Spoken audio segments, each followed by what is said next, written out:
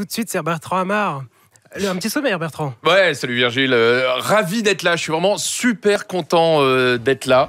Parce que figurez-vous que quand j'ai commencé la radio à 14 ans, à Sarcelles, sur une petite radio associative, eh ben, on était également bénévole au Resto du Cœur qui démarrait à l'époque en 86. Donc, refaire de la radio aujourd'hui pour les Restos du Cœur, ça me fait bien plaisir à l'occasion de la sortie d'un bouquin qui s'appelle Télestart, qu'on a là, qui est sorti cette semaine dans toutes les bonnes librairies. On est avec l'auteur du bouquin, Nicolas Boson. Salut Nicolas. Il faut que tu allumes. Ah oui, t'es pas habitué. Faut appuyer sur le petit bouton rouge. Salut, comment ça va ? Voilà, le mode d'emploi est passé. Tu vois, c'est press start. Tu vois, Très donc, bien. Voilà, c'est fait. On est avec toi et autour de la table, on les présentera après. Beaucoup d'invités qui ont fait 40 ans de jeux vidéo à la télévision, puisque c'est l'objet de ce bouquin. Toutes les émissions qui ont parlé de jeux vidéo, vous verrez, il y a des surprises. Et puis, il y a quelqu'un à qui on pense forcément dès qu'on pense aux jeux vidéo, à la télé, c'est Marcus. Il est en convention ce week-end, il est à Brest, alors on l'a voulu lui passer un petit coup de fil pour démarrer l'émission. Comment ça va, Marcus ? Est-ce qu'il est là, le Marcus ? Moi, je t'entends. Ah, bah nous aussi, on t'entend. Comment ça va, poto ? Eh ben super. Je suis au Geek Days à Brest là tout le week-end, entouré de geeks, donc je suis dans mon environnement naturel. Bon, le bouquin parle de toi. Est-ce que tu as eu l'occasion de le lire déjà, le bouquin ? Oui, j'ai commencé à lire et je vais féliciter Nicolas parce que vraiment ça résume parfaitement toute cette histoire incroyable du jeu vidéo à la télé. C'est jamais facile de parler de jeux vidéo à la télé. Il y a des tas d'obstacles qui font que c'est compliqué, mais voilà. Après, il y a des tas de pionniers comme toi, comme moi, comme tous les gens que tu as sur le plateau qui essayent de faire pousser, d'avancer le bouchon et puis voilà. on pas y arriver. Donc on voulait te dire que tu seras un petit peu avec nous ce soir, Marcus, même si tu es du côté de Brest. Ouais. J'aurais bien aimé être avec vous en vrai physiquement, mais voilà, je suis avec des petits amis geeks, c'est bien aussi. Tu auras certainement les oreilles qui siffleront. On présente nos invités. On te souhaite une bonne soirée, Marcus. On présente nos invités dans un instant à l'occasion de la sortie de ce bouquin, donc Télestart. On va vous donner plein d'anecdotes sur l'histoire du jeu vidéo à la télé et vous allez nous donner des dons. Hein. C'est un petit peu ça, hein. C'est le principe, c'est donnant-donnant. Évidemment, je peux faire un petit rappel sur comment donner. Bah vas-y. Sur radio.restoducœur.org, donc sur Internet, hein, il y a aussi l'application gratuite sur tous les téléphones. C'est Radio Resto, application très simple. C'est hyper facile à donner. Et on est à peu près à 25 000 €. On va essayer de faire péter le compteur. Voilà. On peut peut-être se donner un objectif de beaucoup.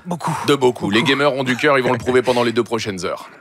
C'est parti, on va appeler l'émission Radio Start, hein, tout simplement, à l'occasion de la sortie du bouquin Télestart, qui revient sur 40 ans d'émissions de jeux vidéo à la télé en France. Ça a commencé il y a bien longtemps. Avec nous ce soir, on va faire le tour de la table et des invités. Évidemment, l'auteur du bouquin, Nicolas Boson. Salut. On t'a dit bonjour tout à l'heure. Florian Gazan qui est resté. Oui, bonsoir. Parce que toi aussi, t'as fait des émissions de jeux vidéo à la télé. J'en ai commis, oui. T'en as regardé aussi peut-être les premières ? Ah, je t'ai vu, oui. Hein ? Toi, je t'ai regardé. Non, je parle pas des premières. Les super défis, tu parlais. Le vieux. Des premières émissions ? Ouais. Ah, j'ai revu, oui, au tout début, je me souviens même des jeux, les premiers jeux vidéo un peu avec Super Défi, Christophe de Chavannes, c'était formidable. On va parler de tout ça. Il y a également Patrick Giordano, Matt Murdock qui est avec nous, qui a produit énormément d'émissions. Ouais. Matt, notamment, t'étais impliqué dans Télévisateur 2, sur MCM aussi. Voilà, Télévisateur 2, MCM, ensuite Canal+. Virgin 17. Game One, Virgin 17, No Life aussi. Voilà, et à propos de No Life, il y a Alex Pilote qui est là-bas, qui est... Ça va, Alex ? Salut. Un des fondateurs de No Life, voilà, juste. J'ai aussi bossé à Game One. Ouais, t'as aussi bossé à Game One. Voilà, on va revisiter cette histoire du jeu vidéo à la télé. À tes côtés, Julien Chiez. Bonsoir. Salut Julien, ça va et toi ? Toi aussi, t'as fait beaucoup d'émissions de télé. On en a fait pas mal ensemble. On en a fait ensemble d'ailleurs. Avec pas mal de gens qui sont ici et ça fait plaisir de revoir tout le monde. On t'a vu sur quelle chaîne ? Pas mal. Game One, MCM, Direct Star, Énergie 12, YouTube, c'est une chaîne aussi, enfin plein de trucs. Quoi. Puisqu'on parle de Game One, il y a Jean-Pat qui est dans le coin également, qui était de cette aventure. On parlera de ces années Canal. Canal a fait beaucoup pour le jeu vidéo à la télé. Jean-Pat, t'étais même là avant Game One, lorsque la chaîne s'appelait C'est 2 points. Et j'ai fait la version espagnole de ces 2 points. Même. C'est dos puntos. Canal C'est dos puntos. Et enfin, Nassar. Alex Nassar. Salut Bertrand. Ça va? Bah ouais, très bien, et toi? Ouais, on en a fait aussi des émissions Un paquet, ensemble. ouais. On en a fait un paquet. Ah ouais, beaucoup.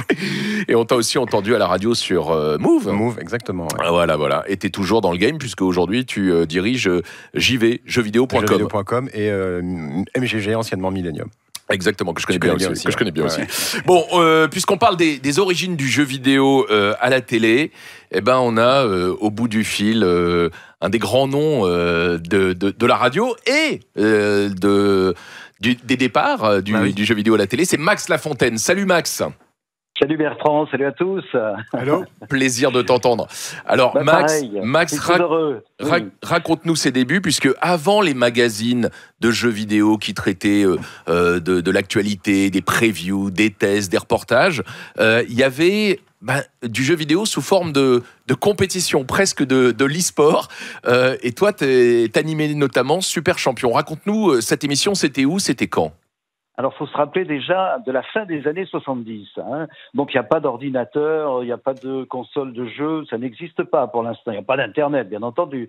Alors, on a créé, enfin, je dis on, c'est pas moi, c'était le directeur des programmes de TMC à l'époque, mais je vous parle de TMC qui diffusait seulement sur quelques départements de la France, dans le sud de la France à l'époque, qui a eu cette idée, donc, de lancer, cette émission. Alors, le problème, évidemment, c'était d'abord d'avoir un ordinateur et de récupérer, pour passer à l'antenne, les images de l'ordinateur. Et quel était le principe de cette émission, où en fait qui tournait sur des consoles Atari Ça a été dans un deuxième temps. On a commencé avec un Apple normal. Alors, il faut dire que moi non plus, je connaissais rien du tout à l'ordinateur à l'époque. Donc, c'était vraiment compliqué pour démarrer. Et puis, on a eu l'idée de faire un concours entre des jeunes qui se passionnaient déjà pour ces jeux vidéo de l'époque, évidemment. Et puis, on a eu la console Atari, la 2006, très rapidement. Et ça a été un véritable succès tout de suite. Alors, le principe, c'était très simple. Hein. Les jeunes jouaient chez eux. Ils me donnaient un top et en fait, c'est moi qui jouais pour eux. Voilà. Donc, c'est mort. C'était l'interactivité. Ça fait rire aujourd'hui. C'est incroyable, c'est Jurassic Park, quoi. Alors que c'était il y a 50 ans, quoi. Ah oui, je vous parle des années 80, là, ça a démarré en 80 et ça a duré pendant une bonne dizaine d'années. Et le samedi, alors il y avait une finale où là, les gagnants de la semaine venaient sur le plateau et puis jouaient là vraiment eux-mêmes et en direct. Alors, pour la petite histoire, ce qui était très amusant, c'est qu'à l'époque, on passait aussi des clips, c'était la première fois, et puis aussi, on avait des invités, donc tous les chanteurs qui débutaient dans les années 80, alors je vous donne pas les noms, hein, Goldman, Bruel et quelques autres, venaient jouer contre des jeunes. Et comme eux, ils ne savaient pas du tout de quoi il s'agissait, ils perdaient quoi, régulièrement. C'était très, très rigolo. Max, voilà. Ce qui est génial, c'est que tu n'étais pas super doué aux jeux vidéo, je crois qu'on peut le dire. Hein. Et du coup, tu avais des ordres des jeunes téléspectateurs qui te disaient « Mais vas-y, mais tourne !» Et toi, tu étais nul, en fait, le problème. J'étais nul, je le suis toujours, d'ailleurs. Bon, en tout cas, merci, Max, de ce que tu as pu faire pour le développement et l'arrivée du jeu vidéo à la télé avec cette émission Super Champion. Est-ce que tu te souviens des noms des jeux auxquels tu jouais sur l'Atari notamment? Ah, il y avait le fameux Pac-Man déjà. Ah bah oui. Il y avait Space Invaders, il y avait il y en avait beaucoup d'autres parce qu'on a eu un petit peu on avait avec Atari la possibilité justement de jouer entre autres un jeu sur le foot puisqu'on parlait de foot tout à l'heure et c'est Pelé lui-même qui était venu lancer ce jeu à la télé. Wow. À TMC. Il y a une photo dans le livre d'ailleurs. Il y a une photo. Il y a une photo, exactement. Oui. Bon, génial. Génial, merci beaucoup. Merci beaucoup, Max. Et puis je voulais ajouter que j'étais très heureux de participer à Radio Resto. Voilà, de loin, mais je suis de tout cœur avec vous. Eh ben merci, on était vraiment très heureux de t'avoir au bout du fil là, pour démarrer cette émission, puisqu'on démarre par les origines du jeu vidéo à la télé. Bonne soirée Max, à bientôt. Merci, salut. Alors Nicolas, on est rentré dans le vif du sujet.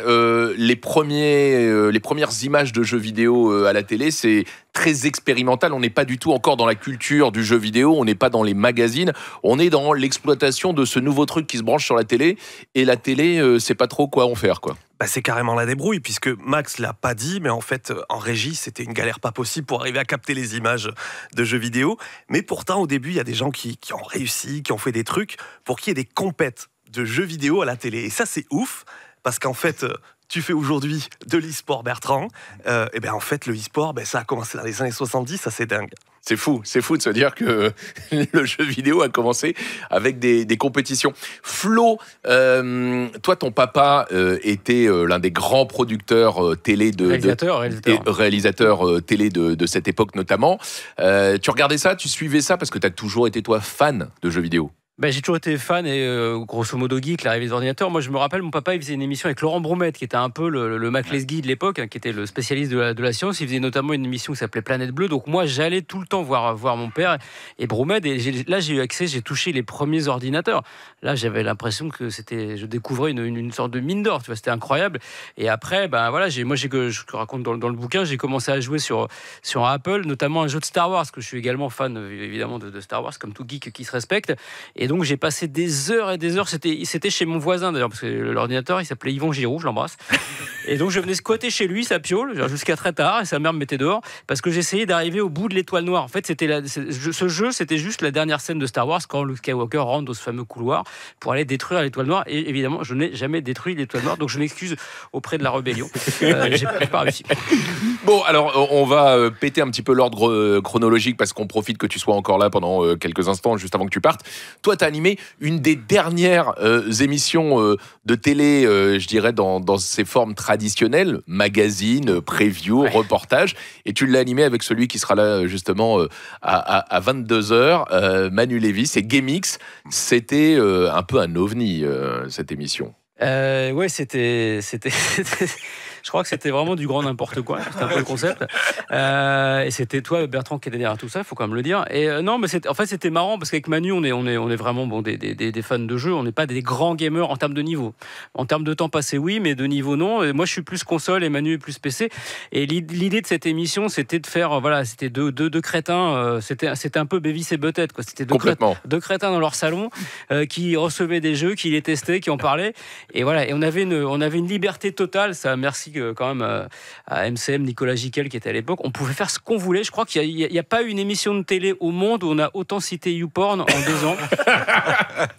Parce que c'était un peu avec Manu, l'objectif, c'était de glisser YouPorn dans chaque émission. Si bien qu'ils vous avaient envoyé des t-shirts. On a reçu, oui, ils nous ont envoyé des t-shirts.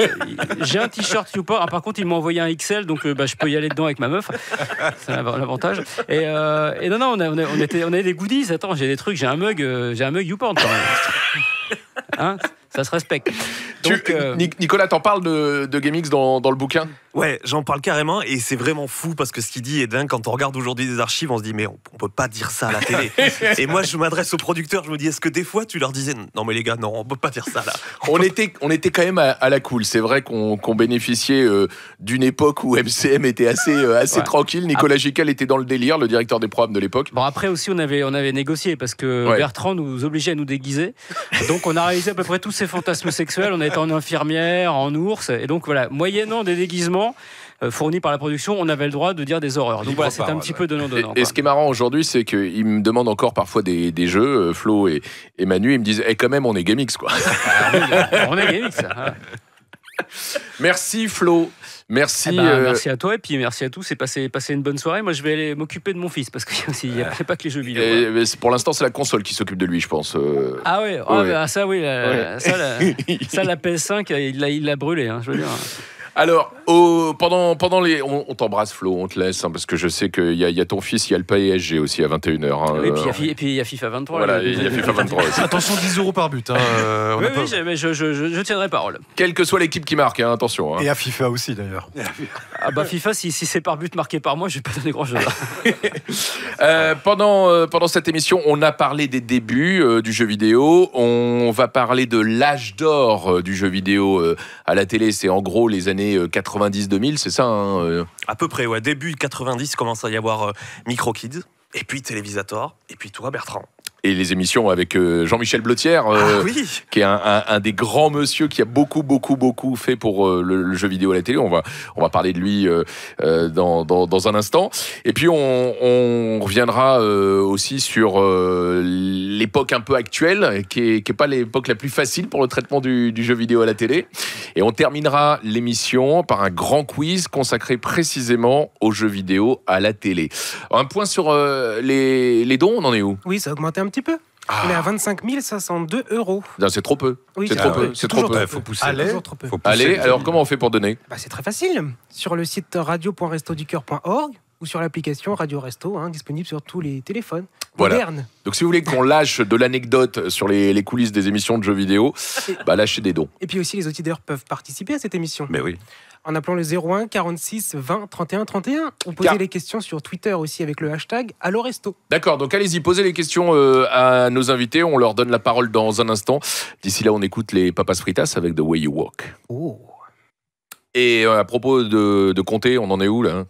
Toujours pareil, 25 502, je comprends pas. Une musique, c'est 3 minutes et on n'a toujours pas de dons. Ouais, donc là, on compte sur vous pour faire péter les dons, bourrer les dons. On est là jusqu'à 22h pour parler du jeu vidéo à la télé. On rappelle évidemment pourquoi les dons. Évidemment, pour acheter des camions. Oui, des camions frigorifiques ou pas non plus. Ce sont des pourquoi des camions, vous allez dire? J'allais te le demander, Virgile, pourquoi des camions? Parce que le camion, c'est la possibilité de réaliser nos activités d'aide alimentaire. Pour les restos du cœur, évidemment.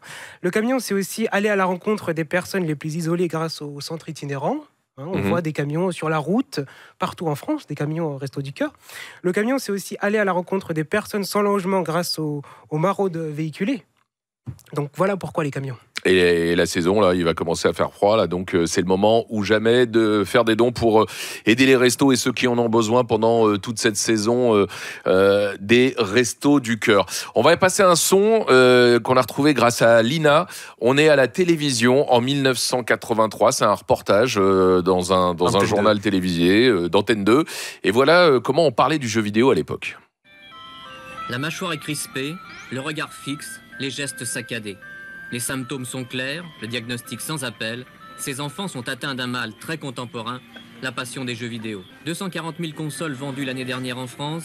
Après les États-Unis, l'Angleterre et l'Allemagne, nous sommes donc atteints, nous aussi, par cette épidémie. Un mal qui répand la terreur parmi certains éducateurs et parents. C'est à côté, le Covid, c'est des caresses. Non, mais c'est ça. C'est un truc de ouf. Nous sommes en guerre. Nous sommes en guerre. Le jeu vidéo nous attaque. Non, c'est fou d'entendre ces sons. Ça fait rigoler, mais c'est pas si drôle, Alex. Non. Écoute, heureusement que ça a bien changé, quoi. Mais oui, c'était un autre monde. On était vraiment. Les gens qui s'intéressaient à ça à l'époque étaient vus comme ou des débiles, tu vois, ou dans le meilleur des cas, des gens un peu chelous, quoi. Mais t'imagines le décalage avec la société, quand même? C'est phénoménal parce que c'était le début d'une explosion justement et c'est traité avec un dédain phénoménal, ce qui à mon avis renforçait la passion des joueurs justement. Complètement. C'est quoi, on va continuer à jouer, on va kiffer. Et c'était le début, Bertrand, quand on avait des bouffes, etc., avec des gens un peu de la société et tout ça, on disait pas qu'on faisait du jeu vidéo. On travaille dans l'informatique et tout. Parce que, même, et Frédéric Reynal, le créateur de jeux vidéo, m'a dit exactement la même chose. Il disait, je ne fais pas des jeux vidéo. Il disait, non, je fais des produits informatiques. Attends, aujourd'hui encore, alors c'est plus l'e-sport, mais il y a un magazine plutôt connu qui a sorti récemment un article extrêmement agressif et méchant sur l'e-sport parce que méconnaissance totale du sujet. C'est Marianne, le magazine. Salut à vous. Salut à vous, vous êtes à côté de la plaque. Ah non, mais c'est dingue. Alors, en tout cas, voilà le contexte dans lequel le jeu vidéo commence à arriver à la télé. Donc, les premières émissions, on l'a vu tout à l'heure, Nicolas, c'était notamment Super Champion avec Max Lafontaine qui pilotait l'Atari 2600. Il y a eu ensuite Pixie Follies. Pixie Follies, c'est fou. Pixie Follies, on est en 83. En fait, ils ont imaginé un truc qui est très difficile à expliquer. Je vais essayer. Ils faisaient rentrer des animateurs dans une télé qui était posée au centre du plateau. Et en fait, le gars était pixelisé, devenait un personnage de jeu vidéo. Le futur. Et j'ai été dans le public accompagner un pote à Pixie Follies. Mais non, sans blague. La première fois que j'ai mis les pieds à la rue Cognac-Jet, donc je laisse imaginer à ceux qui ont connu, j'ai accompagné un pote qui s'appelle Roger, que j'ai pas revu depuis, qui lui était faux candidat. Roger, qui comme son prénom l'indique, avait 10 ans. Quoi. Avait 10 ans. Mais tu Roger est là ce soir. 83. Ouais, on n'est pas lourd vieux. Roger, il est là. 102, quoi. Jean-Pat et Roger. Tout était bidon, effectivement. La manette, on aurait dit les ouvre Boîte à sardines, là, tu sais. Ouais, complètement. Comme c'est ça, une manette en Et donc, en la métal. première fois, Pixie Folie. Il faisait rentrer, on est d'accord, des gens dans une télé. C'est bien ça. Absolument, par un système de fond bleu avec un trucage hautement technologique. Alors là, pour on l'époque, était sur C'était énorme pour l'époque. on était là, sur y a pas. TF1 à Ouais, l'époque et dans Dans l'équipe Vitamine. exactement et dans l'équipe de Pixie Folie, il y a un monsieur dont le nom résonne beaucoup dans l'histoire du jeu vidéo à la télé, c'est Jean-Michel Blottière, dont on parle beaucoup dans ton livre, puisque lui a ensuite créé finalement le premier magazine consacré aux jeux vidéo à la télé, quoi. Bah, il a créé MicroKids. Et là, vraiment, on rentre dans le vif du sujet, puisqu'on est en début 90. Et je pense que sans MicroKids, il n'y a pas aujourd'hui des magazines d'actualité sur le jeu vidéo. Je pense qu'on est tous les héritiers de ça. Je ne sais pas ce que vous en pensez, mais... Clairement. Ouais. Et même dans la mécanique de fabrication, enfin, on a suivi un peu le modèle, quoi. Ouais, c'est ça. C'est-à-dire, Vraiment. il y avait des tests, Ouais, ouais, ouais. il y avait des développeurs qui étaient invités sur les plateaux. Quand tu reconsommes le truc, au-delà du côté un peu ancien, quand tu vois, mais quand nous, on s'y est collé, on a suivi un peu ces refs-là, quoi. Ouais, c'était le dimanche matin. Ouais. Et on regardait ça, époque de Flashback, Another World. C'est toute cette nouvelle scène française, Adeline Software, Delphine, etc., qui est mis en avant, les Paul Cuisset et autres. C'est un peu l'âge d'or du jeu vidéo français, quoi. Et puis à la fin, il y avait les démo makers avec Exactement. des trucs complètement psychédéliques, mais fou quoi. Et il disait, incroyable, une nouvelle démo qui fait 8K. Alors on savait pas ce que ça voulait dire. C'était super léger, développé sur un Amiga, je sais pas quoi, etc. Et il y avait aussi des défis, parce qu'il y avait des joueurs qui s'affrontaient, etc. à la moitié de l'émission, je sais pas quoi. Moi, je rêvais de participer. J'avais envoyé ma petite lettre parce qu'à l'époque, c'était des courriers. J'ai jamais été. T'avais quel âge, Julien? Bah, j'avais 10 ans. Ouais. J'avais 10 ans et franchement, je me disais. Et la mâchoire crispée. Ah, mais crispé et qui bavait fondamentalement, ouais, clairement. Ce qu'il faut bien se rendre compte, c'est qu'à l'époque, c'était le seul moyen de voir des images de jeux vidéo. Absolument. Ouais. Il y avait les magazines, c'était des photos, et là, on avait les images et le son. Et la première fois que j'ai vu Fatal Fury sur Neo Geo à la télé, sur FR3, je suis devenu fou. Je me dis, mais il est comme ça le jeu en vrai, il bouge tellement bien, le son est incroyable. Et ça, dans le contexte, c'était quelque chose d'énorme, parce qu'on n'était pas abreuvé. Ouais, on oublie vite ça, mais effectivement, des images qui bougent, c'était là, quoi. Ouais. Pas ailleurs. Alex Pilote a raison de le préciser. C'est pour ça qu'on considère que c'est un peu l'âge d'or du jeu vidéo à la télé, puisque c'est l'époque où la télé est l'unique moyen pour voir du jeu vidéo bouger, puisqu'évidemment, Internet n'existe pas, ou alors, même au milieu des années 90, Internet, c'est au mieux déjà personne n'est abonné, et au mieux, c'est des JPEG qui mettent 10 minutes à s'afficher. La nuit, qui mettent la nuit. Qui mettent la nuit.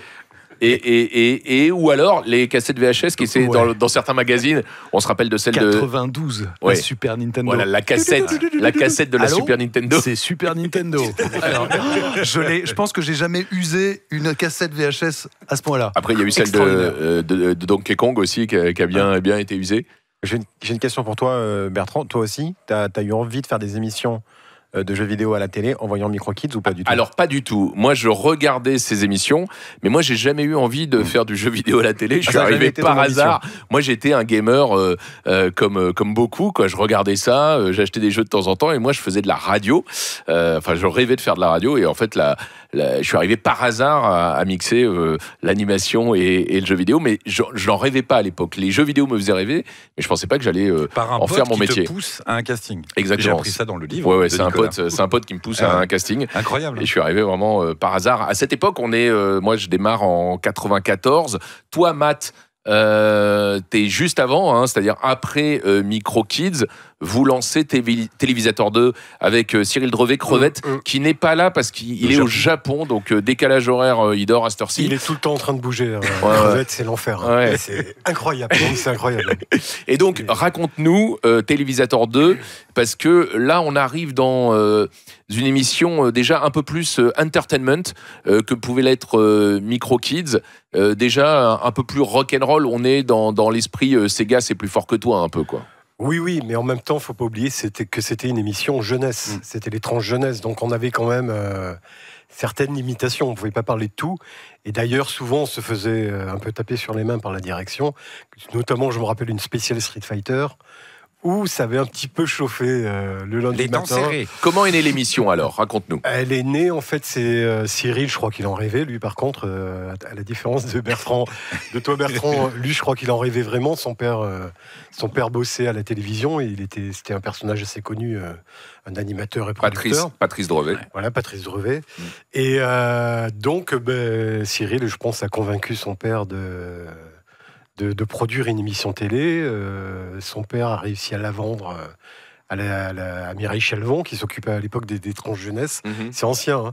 Et comme il bossait à Player One, la famille Drevet ont dit à tous ceux qui avaient un peu la fibre TV, comme moi, de venir partager le truc, quoi. Et on s'est lancé à l'arrache. Hein. C'était assez fanzine, hein, la manière dont on fonctionnait. Et pourtant, c'était sur une chaîne hertzienne.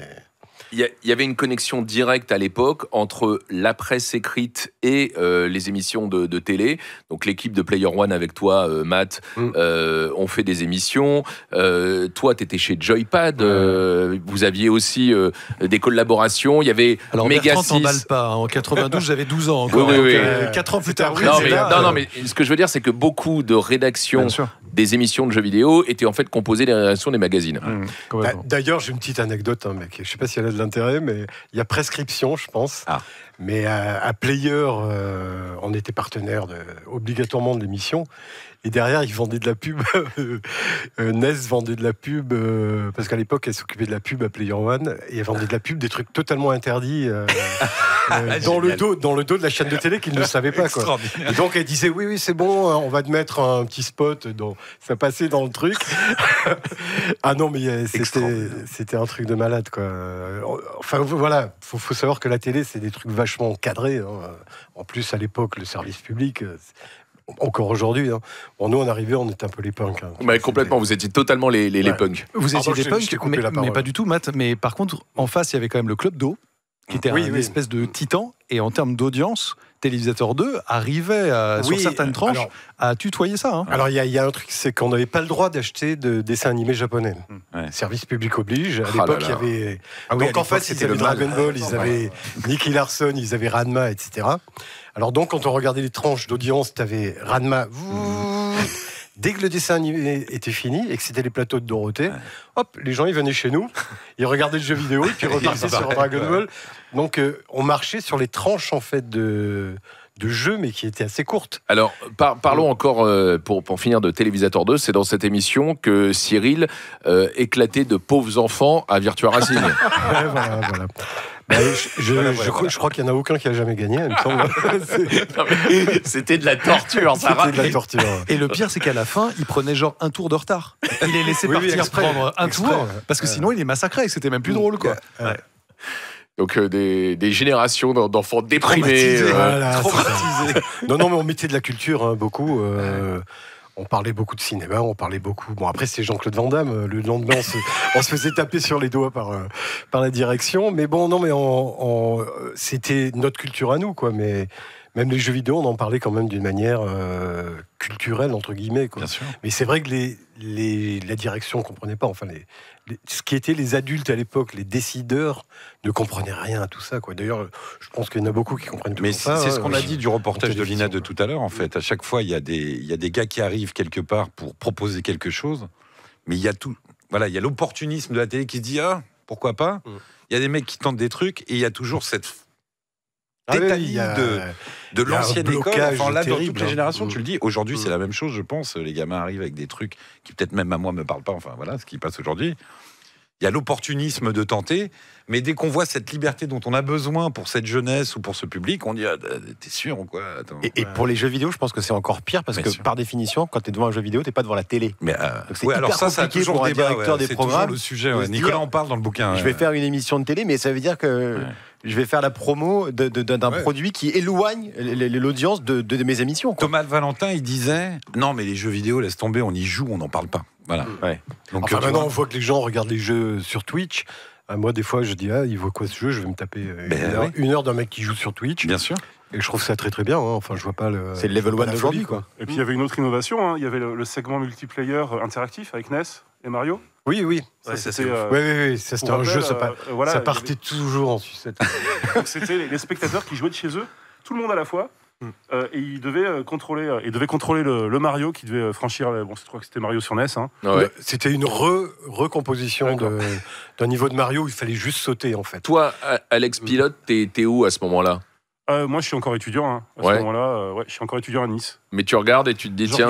Je regarde Télévisateur 2, j'enregistre Albator parce qu'ils ont quand même passé Albator 84. C'est vrai, c'est vrai. On a eu quelques séries sympas. Voilà, vous avez changé le générique d'ailleurs, vous avez mis le générique d'Albator le corsaire de l'espace. Ouh là là. Bah oui. C'est chaud là, ça va mal se finir. Non, mais il a raison, c'est vrai que les séries qui étaient diffusées n'étaient pas dans le même esprit que le reste. Je crois que vous passez les Biker Mice ou ce genre de choses. Ouais, voilà, des fois on avait un truc, genre X-Men, bon la série était sympa, mais sinon il y avait James Bond Jr. C'était moins rock'n'roll que le reste de l'émission. Ouais, Tiny Toons c'était bien, mais il y avait Mario et Zelda, vous avez diffusé les dessins animés de Mario et Zelda. Ouais, bon, là c'était cohérent, mais par contre, c'est quand même pas les meilleurs dessins animés. Consacré autour du jeu vidéo. Hein. Et ce que Matt ne raconte pas, c'est qu'en fait, il y avait une vraie guerre interne. C'est-à-dire qu'il voulait absolument monter ses sujets. Et il y avait des monteurs à France 2. Ça, c'est magnifique. Il y avait des monteurs à France 2. Donc il dit oui, monte ton sujet. Et lui, derrière, il remontait le sujet. En fait, des monteurs étaient payés. Alors que c'était nous qui montions les sujets. C'était payé à rien faire, parce que le syndicat, c'était syndical. Ouais. Nous, on n'était pas monteurs de profession. Il fallait être au planning. Mais on ne pouvait pas monter. Je suis allé monter une fois avec des gens de France 2. Je lui disais, est-ce que vous pouvez monter, madame, c'est une dame, est-ce que vous pouvez faire mettre le passage où Mario saute? Vas-y, donne-moi la souris. C'est quoi Mario? Mario, c'est le personnage à l'écran. Mais je vois pas le personnage à l'écran. Bon, vas-y, pousse-toi. Tu vois, comment tu veux travailler comme ça? Bon, Nicolas, donc là, on est au moment où tout s'énerve, vraiment avec Télévisateur 2, avec MicroKids auparavant. Les chaînes prennent conscience que y a de la matière et beaucoup de chaînes, en tout cas, commencent à réfléchir à quelle place elles peuvent donner aux jeux vidéo à la télévision. Tout à fait, mais ça dure pas très très longtemps parce qu'en fait, Télévisateur, ça dure 1 an et demi, je crois, à peu près, presque 2 ans. Et après, France 2 se dit, bon, allez, c'est bon, on l'a compris, merci les punks, là, c'est bon. Ça dégage. Allez, salut. C'est exactement ça. Mais il se passe un truc, en revanche, sur le câble et le satellite, où là, ça commence à vraiment cartonner grâce à Bertrand, qui est là et qui arrive sur Canal J un peu par hasard. Ouais, moi, j'arrive totalement par hasard, comme je le disais. J'étais fan de jeux vidéo, j'étais animateur de radio. Et j'ai un copain qui était animateur sur cette radio aussi. Moi, j'avais 22 ans et qui passait tous les castings parce que lui rêvait de faire de la télé. Et un jour, il y a une annonce qui est parue un lundi dans Libé qui dit Canal J recherche un chroniqueur de jeux vidéo. Donc là, mon pote qui s'appelle Bertrand Bichot, et me dit écoute, je peux pas répondre, il cherche un fan de jeux vidéo, toi t'es fan de jeux vidéo, fais-le. Je dis mais moi je suis pas animateur de télé, j'y connais rien, et puis j'aime les jeux vidéo, mais je suis pas journaliste de jeux vidéo, j'achète un magazine et des jeux de temps en temps, mais j'ai pas la culture pour être journaliste jeux vidéo. Il me dit écoute, réponds à ce casting, fais-le pour moi. Fais-le pour moi. Il me dit bon, je dis d'accord. Et ça s'est accéléré, c'est une histoire incroyable. C'est-à-dire que je réponds le mardi, le mercredi, on me propose un entretien, le jeudi, un essai, et le vendredi, on me dit t'as été sélectionné, on me donne mon contrat de travail, on me dit tu commences lundi en direct. Donc ça s'est fait très très vite. Bichon est devenu marabout.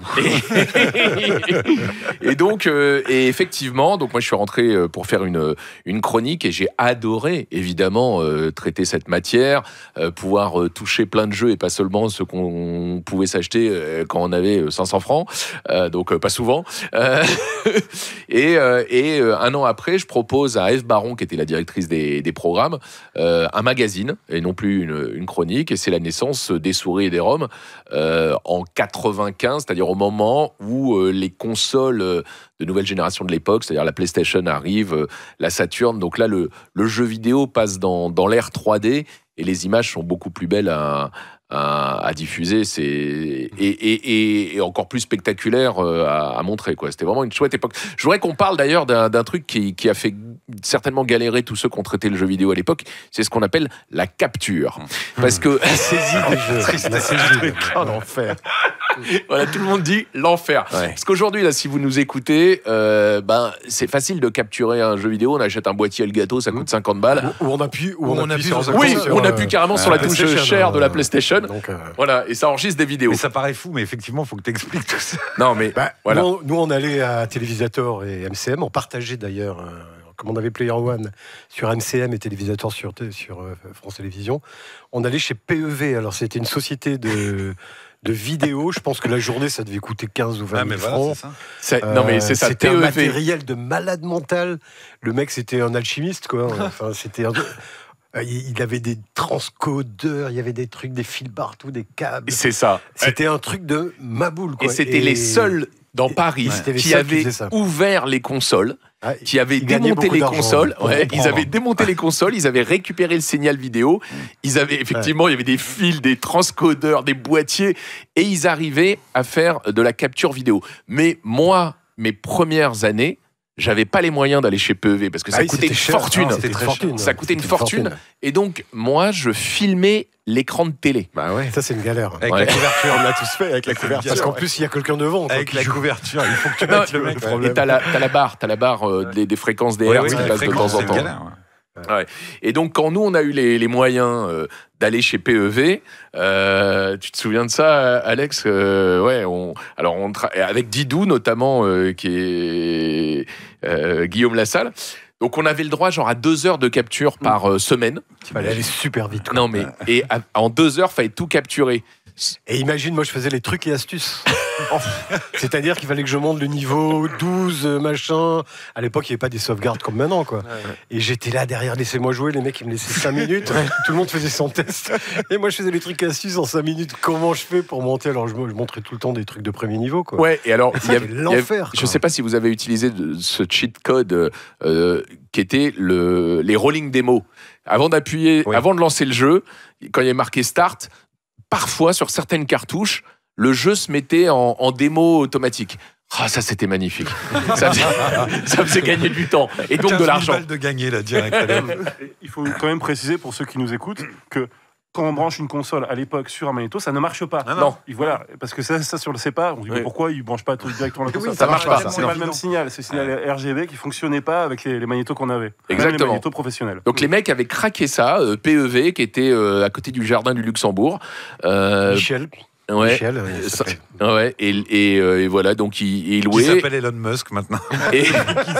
Et donc on partait avec notre sac à dos rempli de jeux et des cassettes vierges, des cassettes bêta pour prendre la matière première qui nous permettait de faire nos émissions. Des bêta. T'arrives à convaincre la télé de faire une émission et puis tu leur annonces qu'il faut une blinde pour capturer les jeux. C'est un autre temps. Les gens ne comprennent pas. Il a bien fait. Alors moi, j'ai entendu dire que même pour Microkids, il y avait un informaticien et un électronicien qui avaient développé du matériel exprès pour ça. Ils avaient besoin d'un matériel. Dans le bouquin, je parle d'un élément qui vient de l'armée, je crois. La première fois qu'ils saisissent. J'ai lu ça dans le bouquin. Enfin, il y a eu plein de trucs dans les années 80, mais au départ, et ça, je crois que Bertrand l'a fait aussi, au départ, on filme l'écran. C'est-à-dire qu'on se casse pas la tête. On filme l'écran tout simplement. Bon, c'est un peu dégueulasse parfois. Le balayage et tout, c'est. Mais c'est ce que Bertrand a fait à l'E3, je crois. Alors, c'est ce qu'on faisait à l'E3. À l'E3. Mettez le pied là. L'E3, c'était. Il y a eu quelques années comme ça, je dirais. L'E3 a démarré en 95. Le premier, c'est 95. Moi, je les ai tous couverts depuis 96. Et ces années, je dirais 96-2000. C'est les années glorieuses de l'E3 à la télé, puisqu'il faut regarder les émissions de télé pour savoir ce qui s'est passé à l'E3. Et il n'y a rien, évidemment, encore sur Internet. Et donc, quand nous, on arrive à l'E3, déjà, le matériel vidéo, aujourd'hui, on peut... voilà, Julien est en train de filmer avec son iPhone. En 4K. En 4K. À l'époque, tu portes une caméra qui doit faire 30 ou 40 kilos. Voilà, donc tu as un chariot, il faut changer de batterie, qui font chacune 15 kilos et qui durent une demi-heure. Les cassettes n'enregistre que pendant 20 minutes les cassettes pied, bêta. T'as le pied de T'as un la pied, caméra en plus. voilà. Donc c'est un enfer. Les lumières. Un peu de lumière aussi. Et une moquette qui doit faire 30 cm. 30 Pousse ton cm chariot, et ouais. tu pousses ton chariot là-dedans. C'est-à-dire, tu commences à 9h, à 10h, t'es en nage, t'es t'en mort. peux plus. Et quand t'arrives sur les stands, évidemment, les éditeurs n'ont pas de matière à te donner. Ils peuvent pas te donner. Certains, après, ont développé des cassettes, mais Les B-roll. les b-roll, mais il y en a eu très peu. Et les premières années, il fallait filmer l'écran. Mais on est sur des écrans qui sont des tubes cathodiques, donc qui prennent le reflet de malade, et on est sur un salon où il y a des néons partout. Donc en fait, tu filmes l'écran, tu vois rien. Donc on amenait des draps noirs, c'était incroyable, et tout ça pour capturer les images qu'on allait diffuser à la télé. Fallait avoir envie. Hein. Ouais, il fallait avoir la foi. Ils Fallait avoir la foi. Ils vous laissaient mettre le dispositif et tout. Ouais, ils étaient cool. Et surtout, ils te laissaient capturer ce que tu voulais. Alors qu'aujourd'hui, les éditeurs contrôlent vraiment les images qui sortaient. Là, tu captais des images de jeux qui étaient en développement, qui étaient buggées, qui déconnaient et tout. Mais les mecs, ils s'en foutaient. Ouais, mets-toi là, calme. C'était quel jeu à l'époque, justement? T'avais alors toute l'époque Mario 64, Ocarina of Time, ça c'est pour la Nintendo 64. T'avais tous les premiers jeux sur PlayStation, etc. Et donc nous on les filmait, on les diffusait. Et ce qui est incroyable, c'est que les gens découvraient une semaine après l'E3, parce que la presse papier n'était pas encore sortie, le temps de boucler, d'imprimer, etc. Les gens découvraient une semaine après l'E3 ce qui s'était passé à l'E3 et le découvraient en regardant la télé. C'est dingue de se dire ça. Oui, ça c'était ouf. Aujourd'hui, c'est fini. C'est des Aujourd'hui, trucs tu regardes qu'on la imagine conférence plus en du tout. live. Ouais. Voilà, t'appuies sur un bouton, t'as l'événement PlayStation, l'événement Xbox, l'événement Nintendo. À l'époque, fallait attendre une semaine, incompressible.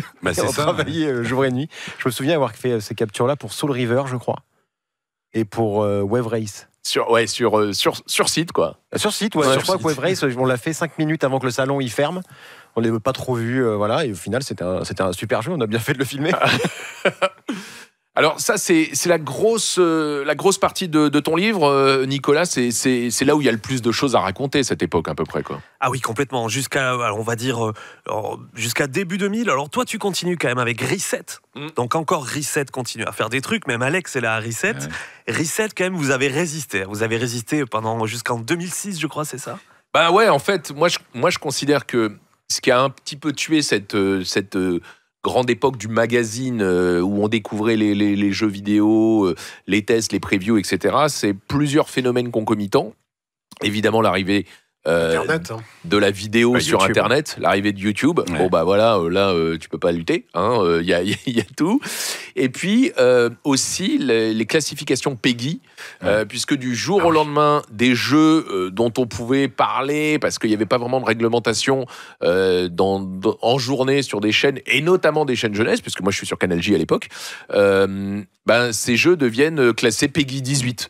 Alors que, par exemple, sur Canal J, en 98, on traite Metal Gear Solid le premier. Et le premier jeu PEGI 18, je crois que c'est The Getaway. C'est un jeu Sony. C'est un jeu Sony. Ouais, Ouais. c'est un jeu Sony. Et du coup, ça devient un truc. PS2. Ça devient un jeu PS2, ouais. Ça devient un vrai truc. Il faut que ton jeu il soit PEGI 18 parce que c'est subversif, ce qui a amené les GTA et tout. Et nous, ça nous fout dans la merde, mais fort, quoi. À vénère, on puisque râlait tous. Hein, du jour au lendemain. tous full. Ouais, on pouvait plus. En fait, on Les pouvait vrais plus. sujets, voilà, on pouvait pas les aborder. On pouvait pas parler des jeux vidéo qui marchaient, on pouvait pas parler de Call of Duty, d'Assassin's c'est Creed, ça. etc. Et ça, c'est un peu, Matt, tu le confirmes, hein, c'est ce qui a tué le format, quoi. Bah, c'est l'horreur. Si on pouvait le faire, mais à partir de 22h. Voilà, il fallait faire des cases à 22h20. Ouais, voilà. 22h20. Donc, ben oui, c'était. Alors qu'à c'était pratiquement 20h, impossible, quelle quoi. que soit la chaîne, on ne parle de guerre avec des vrais gens qui meurent. Mais bon. Mais c'est mais le bon. décalage dont on parle, hein, effectivement. Le journal de 20h est de toute manière plus violent pour un gosse et il n'y a pas de PEGI, quoi. Enfin, je veux pas faire le vieux râleur, mais. Et tu peux parce que tu as raison. Mais c'est une réalité. Mais Bon, là, on il y a va- une vraie absurdité, c'est quand même, c'est que ce que je ne comprenais pas au début moi-même, c'est qu'on peut même pas passer une image où il y a des poneys qui font des bisous, etc. Si ça vient d'un PEGI 18. Exactement, Voilà. exactement. Ça, C'est-à-dire c'est que difficile à piger. ça. Red Dead Redemption, des chevaux qui se baladent dans le désert, tu peux pas le Impossible, diffuser. On va continuer à parler de ce sujet qui, je l'espère, vous passionne autant que nous. Si vous avez des questions à nos invités, l'auteur du livre Télésstart, Jean Pat, Matt, Alex Pilote, Julien Chiez et Alex Nassar. N'hésitez pas à les poser. C'est quoi le téléphone pour poser les questions, Virgile? C'est très simple, c'est un numéro gratuit en plus. En plus 01 46 20 31 31. Ou même, on peut poser les questions sur Twitter avec le hashtag AlloResto. Voilà, et on en profite pour faire des dons, évidemment. On compte sur vous. Vous donnez tout au long de ce week-end. Et si vous êtes gamer et que vous avez du cœur, vous donnez jusqu'à 22h au moins. Au moins. Juste le numéro pour appeler, donc je le rappelle encore, 01 46 20 31 31. Et pour l'instant, on est à 25 843 €. Voilà, les gars, et on va passer les 26 000, on va les passer. On fait une petite pause pour aller jusqu'à 21h avec les New Radicals sur Radio Resto. On parle de jeux vidéo à la télé jusqu'à 22h avec nos invités. C'est dommage, moi, plan A3, on me l'a pas proposé, l'émission. Mais je veux bien rester, moi. Ça sera un plan A4. Alors, on est toujours là jusqu'à 22h pour parler jeux vidéo à la télévision à l'occasion de la sortie du bouquin Téléstar de Nicolas Bozon aux éditions Omake. On en profite pour saluer Florent Gorge, le boss de Omake Books, qui a accepté ce sujet, qui n'était pas évident et qui finalement, maintenant qu'on en parle... apparaît évident, quoi. Ouais, puis c'est très bien écrit, faut le dire. Ouais. Ah oui, c'est très bien écrit. Avec nous, les gars, arrêtez, c'est Noël. C'est Noël. Non, c'est Noël pour moi. J'ouvre les cadeaux. Sinon, t'aurais pas invité, t'inquiète. C'est très vrai. Moi, il m'a promis de me donner les questions au quiz, donc oui, le livre est très bien écrit. Alors justement, on va vous faire gagner ce livre en fin d'émission avant 22h. Nicolas a préparé un petit quiz auquel vous n'aurez aucun mal à répondre à condition d'avoir bien écouté cette émission. Donc, Virgile, rappelle-nous le numéro de téléphone pour nous appeler, pour 1, poser des questions, et 2, pour qu'on vous pose des questions pour gagner ce bouquin en fin d'émission. C'est le 01 46 20 31 31, numéro gratuit. Voilà, on le redonne encore une fois. Oui, encore une fois. 01 46 20 31 31, numéro plutôt facile. Voilà, appelez-nous si vous avez des questions pour nos invités qui ont fait, enfin en tout cas qui font partie de ceux qui ont fait le jeu vidéo à la télé. On a encore pas mal de sujets à aborder, mais le plus important, c'est les dons. C'est les dons le plus important, exactement, Bertrand. Nous sommes à 25 943. Plus qu'une toute petite marche pour 26 000 quand même. Allez, on va faire péter les 26 000 dans les prochaines minutes. Ce montant, on peut le concrétiser, c'est-à-dire que quand on va arriver à la barre des 40 000 €, il y aura un camion de financé pour la campagne hivernale des Restos du Cœur et pour les prochaines années d'ailleurs. Le camion, il ne va pas faire qu'un an, quoi. Tout à fait, on le voit physiquement aussi sur le site radio.restoducoeur.org. On voit un petit camion blanc qui se remplit au fur et à mesure, et dès qu'il y aura un camion à 40 000, nous le verrons. Et on rappelle qu'évidemment tout ça est déductible, c'est-à-dire que si on donne 100 € par exemple, si je ne dis pas de bêtises, ça ne nous coûte que 40. 25. Voilà, c'est grâce à la loi Coluche que vous pouvez bénéficier d'une réduction d'impôt sur le revenu correspondant à 75% de votre don, avec un plafond de 1 000 €, au-delà de la déduction, et encore de 66%. Donc un exemple, si on donne 100 €, 25 € après réduction fiscale. Bah quand même. Tu Voilà, lâches 25 100 balles €. Et en fait, c'est 25 balles de ta poche. Donc voilà. Il faut y aller, quoi. Bah, moi, même 1 balle, 2 balles. C'est ce que j'ai fait moi pendant Exactement. la chanson. Là. Avec l'appli. Avec l'appli, ça marche avec Apple Pay, ça marche avec Apple Pay, ça rentre directement. Pour Alex, ça marche avec Apple Pay. Il est fan d'Apple, donc voilà. Je place le Apple Pay là. C'est bon, tu m'as eu. Bon, on va maintenant aborder un gros sujet dans cette histoire du jeu vidéo à la télé. On a parlé tout à l'heure des origines, on a parlé un petit peu de cet âge d'or des années 90, et puis Canal+. Il faut bien se remettre dans le bain de la fin des années 90, des années 2000. Canal+, c'est vraiment le summum en matière de médias, d'innovation, et c'est Canal+ qui y va, mais franco. Canal+, c'est énorme. Et là, je pense que Jean-Pat va pouvoir nous expliquer, parce que Canal+, ils vont investir dans un truc qu'ils ont appelé les nouveaux programmes. Et dans ces nouveaux programmes, il y a énormément de jeux vidéo. Et Jean-Pat, il était là. Nouveau programme, t'étais là, Jean-Pat. Jean-Pat, t'es où, toi, à cette époque, et comment il est en train de faire un don? Tu le feras pendant la chanson. Tu le feras pendant la chanson. Donc, raconte-nous, toi, tu fais quoi? T'es où à l'époque lorsque ces nouveaux programmes, ce service un petit peu qui va ouvrir le jeu vidéo chez Canal, voit le jour? Moi, je peux en parler, mais Matt est arrivé à bosser au nouveau programme avant moi. Puisque moi, je suis arrivé en mars 97, et c'est 2 points pour lequel Matt a produit Digit, une émission musicale, entre autres. Oui, Warp Zone aussi, une émission jeu vidéo. Exactement. Moi, j'arrive parce que je fais un blog à l'époque sur les nuls, puisque j'étais biographe des nuls. Et grâce à Internet, à chaque fois, j'ai trouvé du taf avec Internet. Moi, c'est assez incroyable. Je suis un passionné. Surtout pour l'époque. Mais c'est vrai, non, mais moi, ma culture, vous le savez tous autour de la table, c'est la télé, fabriquer des programmes et tout. Internet, j'y étais très tôt, en 96, AOL et la blinde de pognon. Et on me trouve, et Nathalie Costerdan, qu'on peut citer, qui bossait avec Alain Lodiberder, créateur des nouveaux programmes, me repère avec mon blog, et on me propose de rejoindre ces 2 points, parce qu'ils vont lancer la version espagnole, Canal SC, qui a duré encore moins que ces 2 points, je crois, après derrière. Alors, expliquons déjà ce qu'est ces 2 points, parce que c'est... Le futur. Non, mais c'est incroyable. C'est C'est-à-dire que c'était pas seulement une chaîne, c'était un service de téléchargement de logiciels, puisqu'à l'époque, on captait la télé, en tout cas Canal+, CanalSat, par le satellite, et on est à une époque où télécharger des softwares, des freeware, ça n'est pas possible. Il faut acheter un magazine pour avoir le CD-ROM une fois par mois, ou ce service qui était ultra innovant. Mais on l'a souvent dit, des fois en souriant, mais Alain Lodiberder a cette force qu'il a toujours un temps d'avance. Bon, bah, pour le business, c'est chiant, mais pour les révolutions, c'est génial. Non, mais c'est une réalité. Après, il y a le deuxième monde, mais donc... Les mecs de Canal+ numérique lui disent, bon, bah voilà, alors, dans un tuyau, maintenant, tu peux mettre 10 chaînes de télé, et puis il y a des datas, des 0 et des 1, etc. Donc il faudrait qu'on puisse faire ce service de téléchargement. Parce qu'en fait, vraiment, après, c'est déjà les petits gars qui étaient en interne qui en ont fait une chaîne de télé. Parce qu'au départ, c'est un canal qui fait des bandes démos de jeux vidéo, sur lequel bossait Marcus, et moi j'étais son confrère pour la version espagnole. On testait les jeux, alors moi en espagnol, voilà, qu'est-ce que super. Et c'est comme ça qu'on s'est rencontrés. Et à l'époque, donc effectivement, tu payais, je ne sais plus, j'ai le kit chez moi, mais je sais plus comment ça... 50 francs. 50 francs, messieurs, dames, pour un truc qui, à mon niveau, n'a jamais marché. Je tiens à le dire aujourd'hui. Alain, s'il te plaît, rends les 50 balles. Pas le fois. Mais j'ai jamais réussi à télécharger, très sincèrement. Mais le système c'était toujours un temps d'avance, parce que ça a inspiré plein de gars. On rigole, mais et on téléchargeait. Et donc, il y avait, alors on téléchargeait. Les programmes, on téléchargeait dans certaines heures. Soit des jeux vidéo. Soit des logiciels. Mais genre des vrais jeux vidéo. Ouais. Bah, tous les trucs il fallait 3-4 jours pour télécharger. Ah, ouais, d'accord. Commence pas à juger, mais c'était des jeux. Quoi. Je juge pas, je pose des questions. En fait, c'était pas. Ce qui est fou, c'est que c'était pas à la demande. Il fallait être là à l'heure précise pour pouvoir télécharger la démo de Doom. C'est-à-dire, tu voulais la démo de Doom, t'étais là à 22h30, tu branchais en fait ton fil. Je crois que c'était l'Ethernet. C'était le port parallèle, non Le port parallèle. Excuse-moi. L'Ethernet, c'était la téléphonie. Non, c'était un câble téléphone. Bon, en tout cas, il fallait brancher le décodeur CanalSat à ton PC. Oui. Fallait être là à 22h30. Oui, madame. Si tu ratais, c'était mort. Il fallait que tu attendes le lendemain, t'appuyais et ça téléchargeait. C'est technique. Non, mais c'était payé par carte bleue. La carte bleue, ça marchait pas. Je vous jure que moi, j'étais fan de. Non, mais honnêtement, j'étais fan de ça. Ça n'a jamais marché chez moi. Jamais. Tu veux faire une super émission, tu renvoies des jeunes d'aujourd'hui dans cette époque-là. Et tu filmes les réactions.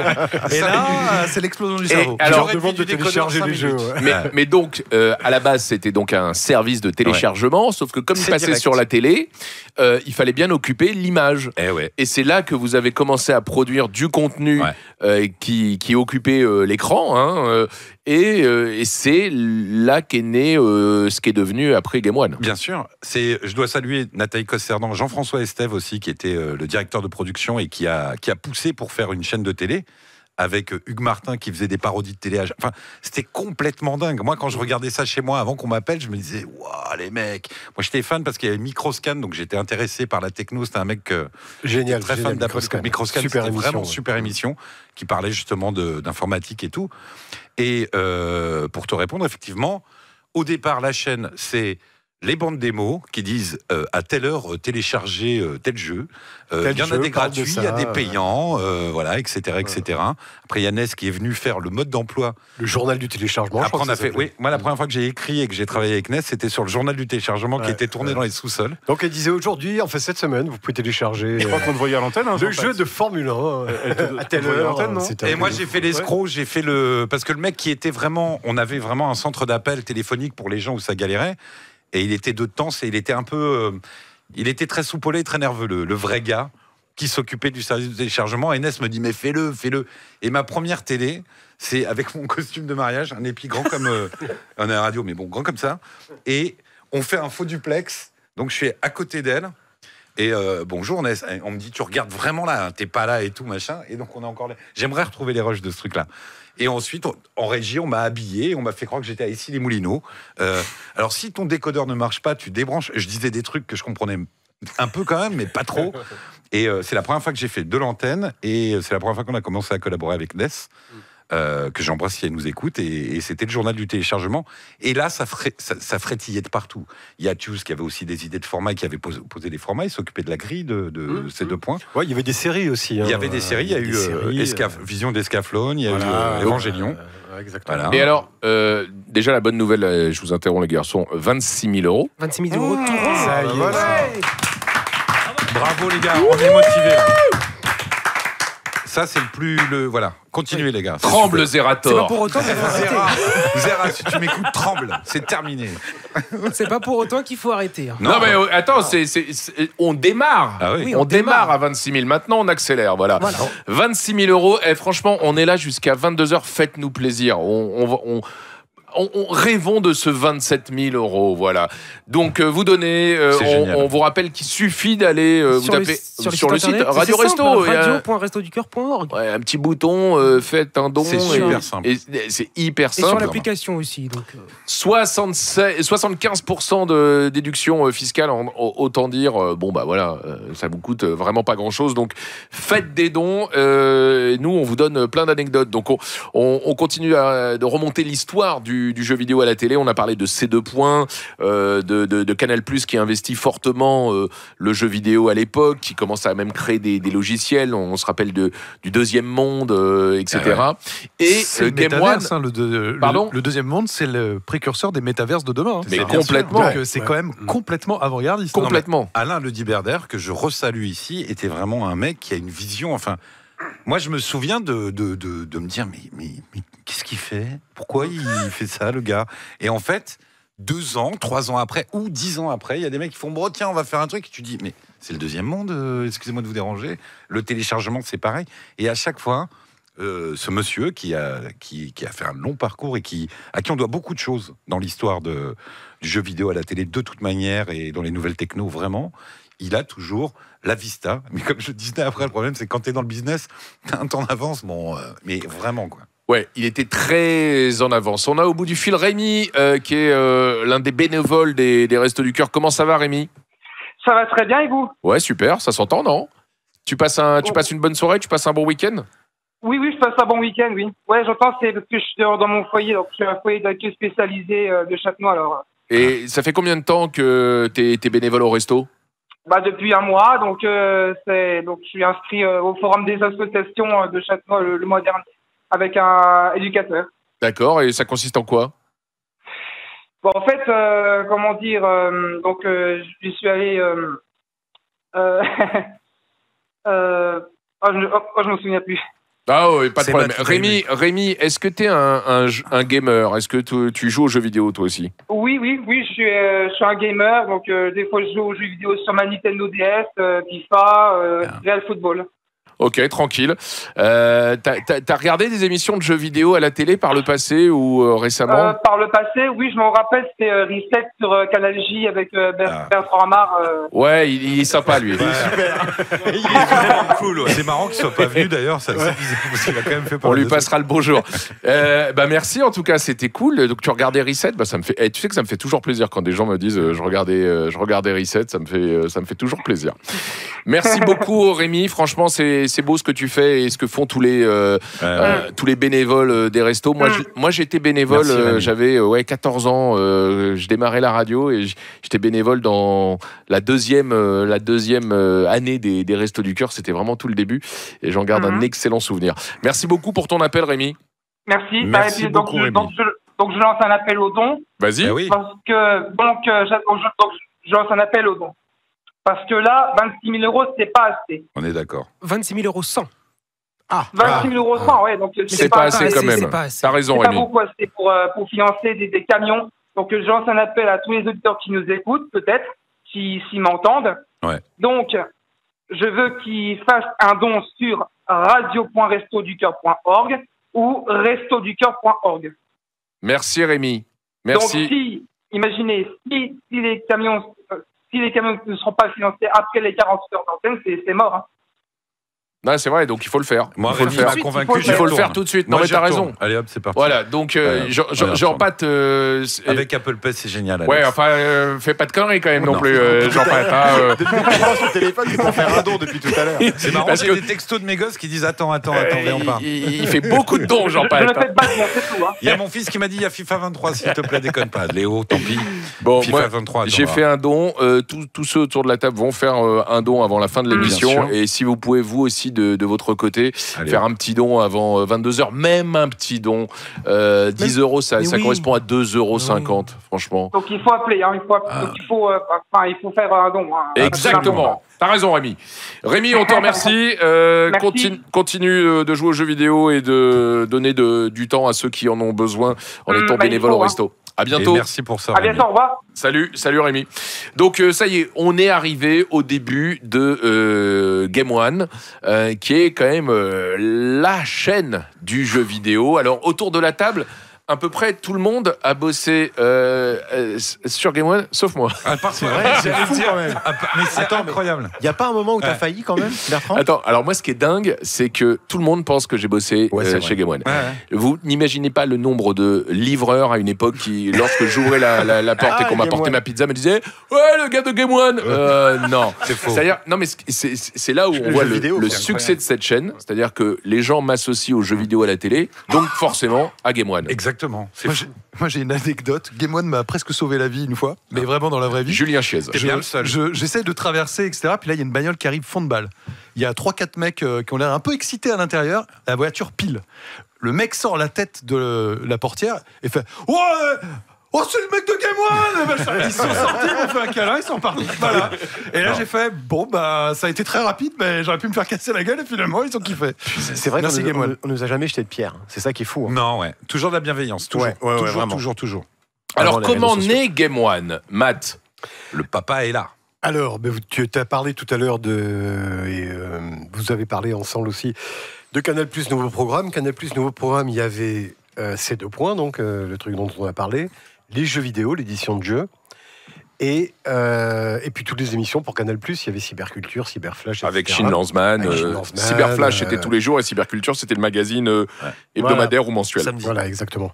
Et donc, Canal+, à un moment, je ne sais pas si vous avez remarqué, c'est un peu parti à la fin des années 90, donc ils commençaient à baisser leurs actifs, à virer un peu tout ce qui était créatif. Enfin, c'était un peu une révolution à l'envers. Il y a une grande crise chez Canal, Voilà. effectivement. Avec le mec à la chaussette trouée. Voilà. Voilà, donc c'était, comment il s'appelait le gars Jean-Marie qui voulait faire, J2M. voilà, Jean-Marie Messier. Moi, Jean-Marie moche et Messier, méchant. qui voulait faire l'Universal, voilà, qui avait des idées totalement folles et qui a un peu plombé Canal+, quoi. Et donc, ils vendaient tout. Ouais. Ils vendaient tout, et notamment les nouveaux programmes. Ils disent, on va le vendre, qui est intéressé. Infogrames disent, nous, ça nous intéresse. Ils achètent. Infogrames qui est éditeur De jeux vidéo. Voilà. Pour ceux à qui ça dit quelque chose, c'est notamment tous les jeux adaptés de la bande dessinée, les Tintins, les Astérix, Voilà, et cette grande époque. C'est aussi Driver. Et- oui, c'est aussi Driver. Les jeux de rallye, enfin, De c'est- Réflexion Studio, donc Voilà. effectivement. Et c'est Alone in the Dark, qui encore aujourd'hui inspire les Resident Evil, les Callisto Protocol. oui, les absolument. Ronaldo, football aussi. Absolument. Ronaldo, Frédéric Rénal. Ça, c'était éclaté, ça. Bruno Bonnel présente. Et à ce moment-là, Infogrames rachète aussi la marque Atari. Hein. Je crois que c'est un peu après, non? C'est après. C'est quand t'es après. parti, c'est l'année d'après. Ouais, je crois que c'est un peu après. Ouais. ouais. C'est un peu après. Donc Infogrames rachète les actifs gaming de Canal. Voilà, et ils se disent, ces 2 points, c'est cool, on va pouvoir faire une chaîne de télé. Je pense qu'il y avait cette idée de, comment on appelle, de multimédia, comme on disait à l'époque. D'une maintenant, présence. voilà, d'une étendue. présence un peu sur tous les supports, sur tous les médias. Et donc, ils se disent, ce serait peut-être pas mal de faire une chaîne de jeux vidéo, mais bon, ça marchera pas parce qu'on n'a pas les moyens, ça va, etc. Et ils m'ont appelé, ils m'ont dit, comment on peut faire On a pensé à un truc, mais c'était leur truc, c'était tout pourri. Tu avais 2 émissions par jour, multidiffusées, enfin, ça n'avait aucun sens. Et donc, j'aurais dit, mais non, on peut s'en sortir. Et on a lancé la chaîne comme ça, quoi. Donc, c'était C'était assez cool avec un tout petit budget malgré tout, mais avec ce poids où tu avais Canal+ et Infogrames associés, et Canal+ allait 3 ans après, contractuellement parlant, allait se barrer. Donc il allait rester plus qu'Infogrames. Donc c'était assez l'histoire compliqué, était écrite dès le départ. Oui, Ça, je savais pas, ça. c'était écrit dès le départ. Hein. Canal+ restait en fait parce qu'ils avaient les immeubles, ils avaient les gens. Donc ils ont. Et il était prévu d'ouvrir le Capital.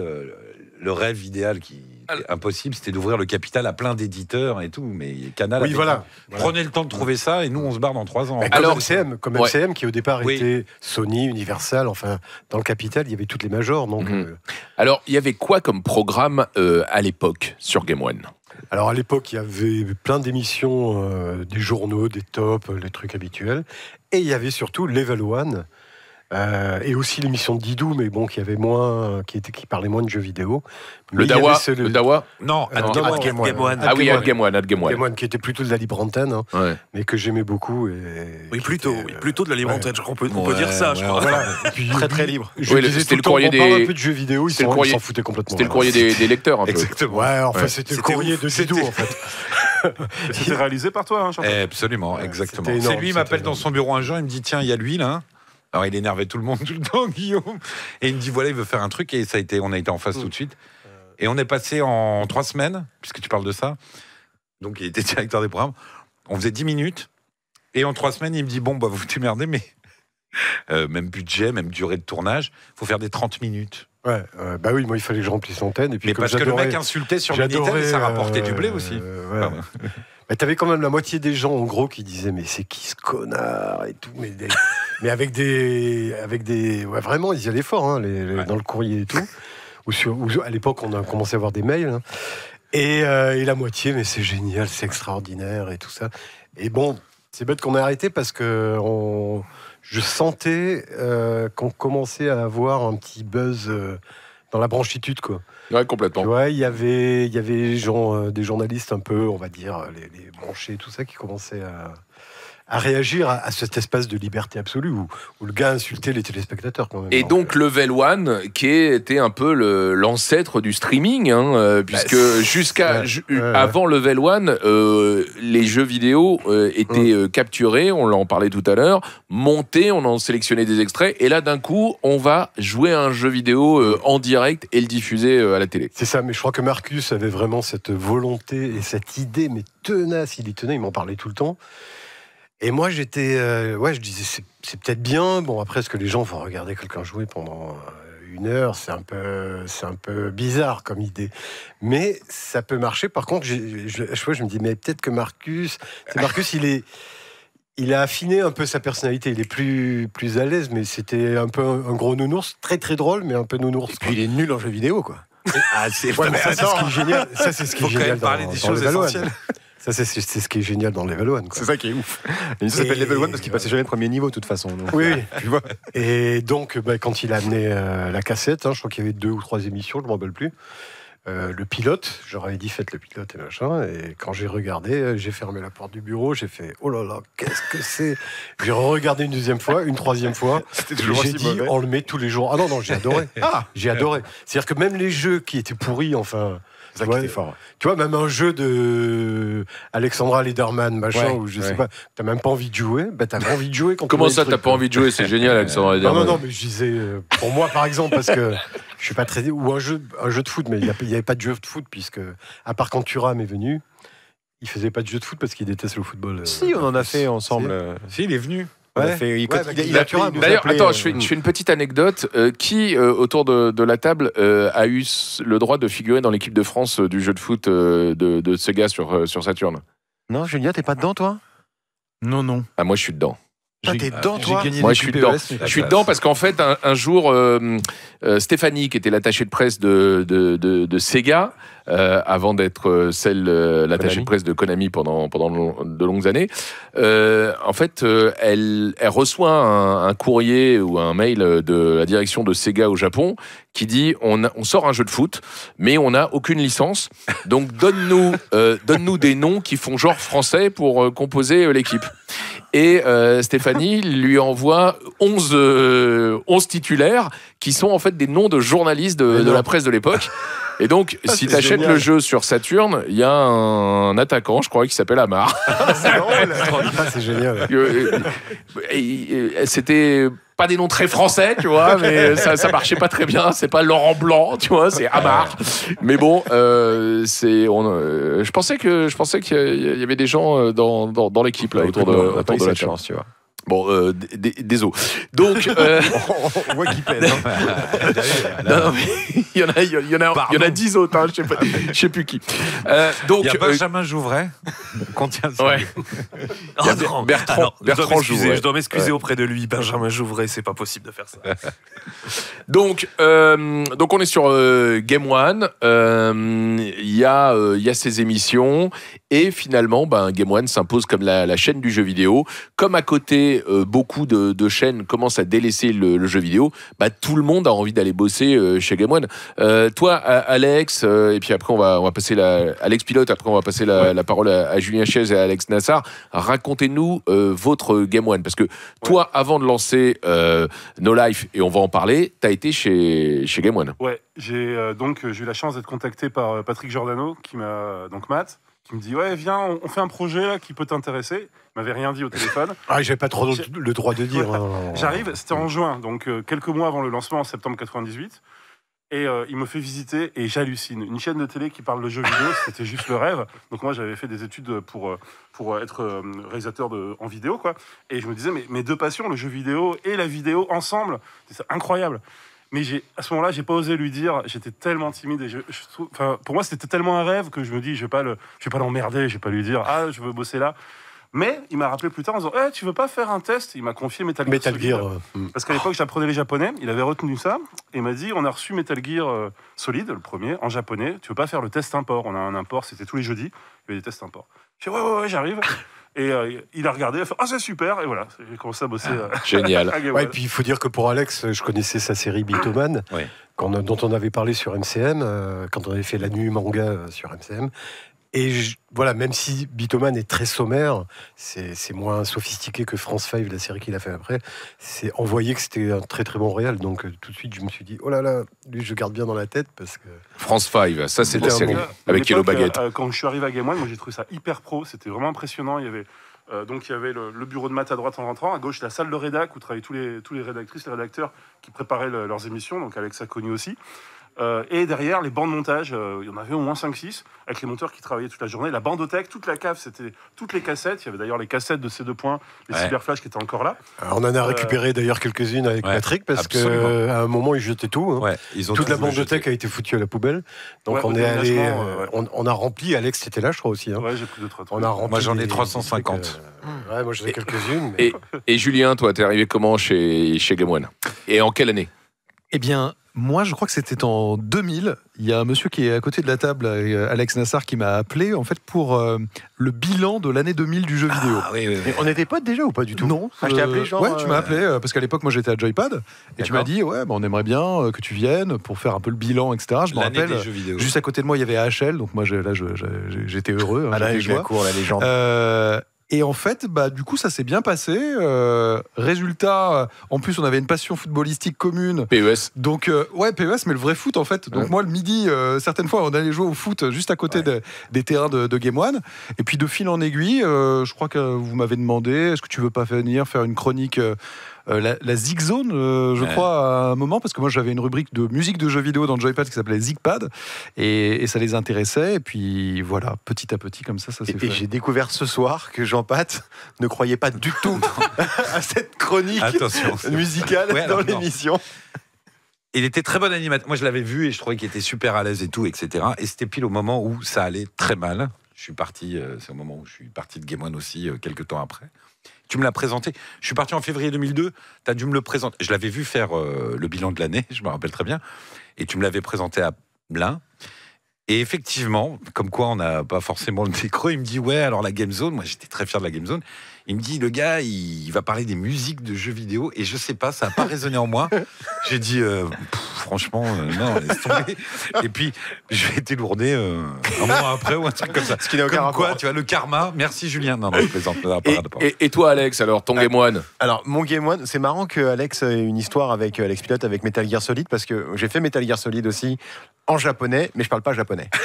C'est pour montrer le degré de fanatisme que j'avais à l'époque. Et c'est en jouant à ce jeu que je me suis dit, putain, mais le jeu vidéo, en fait, c'est un art à part entière, quoi. Parce que, enfin, voilà, je vais pas raconter le jeu, mais ça a été une grosse claque. Je sais que Julien, c'est pareil, il a pris une énorme claque avec ce jeu. Et à partir de ce moment-là, je me suis dit, mais je veux bosser là-dedans.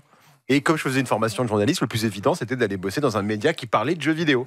Et j'avais un pote avec qui j'étais en cours, il était stagiaire à Game One, Sébastien Floch. Ah ouais, ça.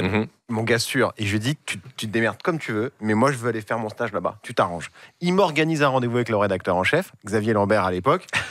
Il me dit, bah tiens, fais-moi le test d'un jeu, celui que tu veux. Je dis, vas-y, je te fais, je crois que c'était Wipeout 2 ou 3. Qui n'était pas sorti en France, parce qu'à l'époque, qu'est-ce qu'on faisait? On piratait toutes nos PlayStation, on mettait des puces dedans, on gravait des jeux sortis au Japon ou aux États-Unis, et donc j'étais capable de faire des jeux sans avoir accès aux jeux. Ça, il me dit, c'est quand même déjà pas mal, ça m'intéresse. Et il me dit, le problème, c'est que pour faire les captures, toujours ces fichus captures, il faut du matériel spécifique. Il n'était pas libre, ce matériel, il était pris toute la journée. Et moi, je lui dis, mais la nuit, je peux venir la nuit. Il n'y a personne la nuit. Il me dit, ah, vas-y, viens la nuit. Et donc, j'ai commencé comme ça, donc je voyais personne. Oui, je voyais Alex qui finissait mes mégots de cigarettes. Et peut-être Xavier Lambert. Il y avait lui et Xavier qui pour jouer peut-être. Et donc au début, mon Game One, je voyais des locaux la nuit et pas grand monde dedans, quoi. Tu vois. Et ben voilà, ça a été les années Game One qui existe encore aujourd'hui, qui a un peu moins de jeux vidéo. C'est devenu plus une chaîne de contenu, des mangas, des séries, des choses comme ça. Il y a toujours quand même un peu de contenu jeux vidéo. Mais c'est vrai qu'à l'époque, c'était 100% jeux vidéo. Il y a même eu une chaîne musicale qui justement montait des clips sur des images de jeux. Mais ça, c'était génial. Hein. Moi, je me rappelle avant de bosser à Game One, moi, je regardais Game One et j'étais fasciné par les images de jeux montées sur de la musique, mais c'était pas des musiques de jeux vidéo, c'était des musiques pop, etc., qui étaient très bien choisies, qui étaient assez pointues et tout, et moi qui m'ont fait d'ailleurs découvrir des groupes, des artistes, et mêler ça avec le jeu vidéo, je trouvais que c'était extrêmement retentissant. Encore une innovation de Matt Murdock. Absolument. De Patrick Giordano. On va marquer une pause musicale, on va s'écouter Les Enfoirés avec Sur la route de Memphis, mais avant... On rappelle qu'il faut faire des dons. On est là encore pendant 25 minutes. Faites-nous plaisir. On en est où? Nous sommes à 26 120. Allez, faut pas pousser. Non, ça va pas. Faut pousser les enfants. Non, ça va pas. Ça va pas. Bon, alors faites des dons, s'il vous plaît. Et puis nous, on va vous en faire aussi en échange. Voilà, c'est un bon deal. On va vous offrir le bouquin de Nicolas Boson dont on parle ce soir, qui s'appelle Télestart, qui est sorti cette semaine chez Omak et Book. Vous nous appelez au standard. Au standard, évidemment, au 01 46 20 31 31. Et on a des messages aussi sur Twitter de Romain. Excellente émission, Bertrand. Moi qui adore les médias, c'est vraiment du petit lait à écouter. Merci, Je Romain. vais acheter le livre aussi. Merci, Dernier Romain. message de Antoine. Si vous avez maté du jeu vidéo à la télévision quand vous étiez gosse ou ado, vous ne pouvez pas rater cette émission. Merci beaucoup. Continuez de nous envoyer des messages sur Twitter et de nous appeler puisqu'on va jouer avec vous. On va vous faire participer à un quiz pour gagner ce bouquin dédicacé par toutes les personnes qui sont autour de la table. 40 000 €, c'est le montant qu'il faut atteindre pour financer un premier camion. Hein. Je dis un premier parce qu'on va pas se contenter d'un camion ce week-end. Donc allez-y, continuez à faire des dons. Vous allez sur l'application des radios, de Radio Resto, sur le site. C'est hyper simple. 75% de déduction fiscale. Faites-nous plaisir. Montrez que les gamers ont du cœur. On est là encore pendant une vingtaine de minutes pour revenir sur l'histoire du jeu vidéo à la télévision. On a parlé de Game One.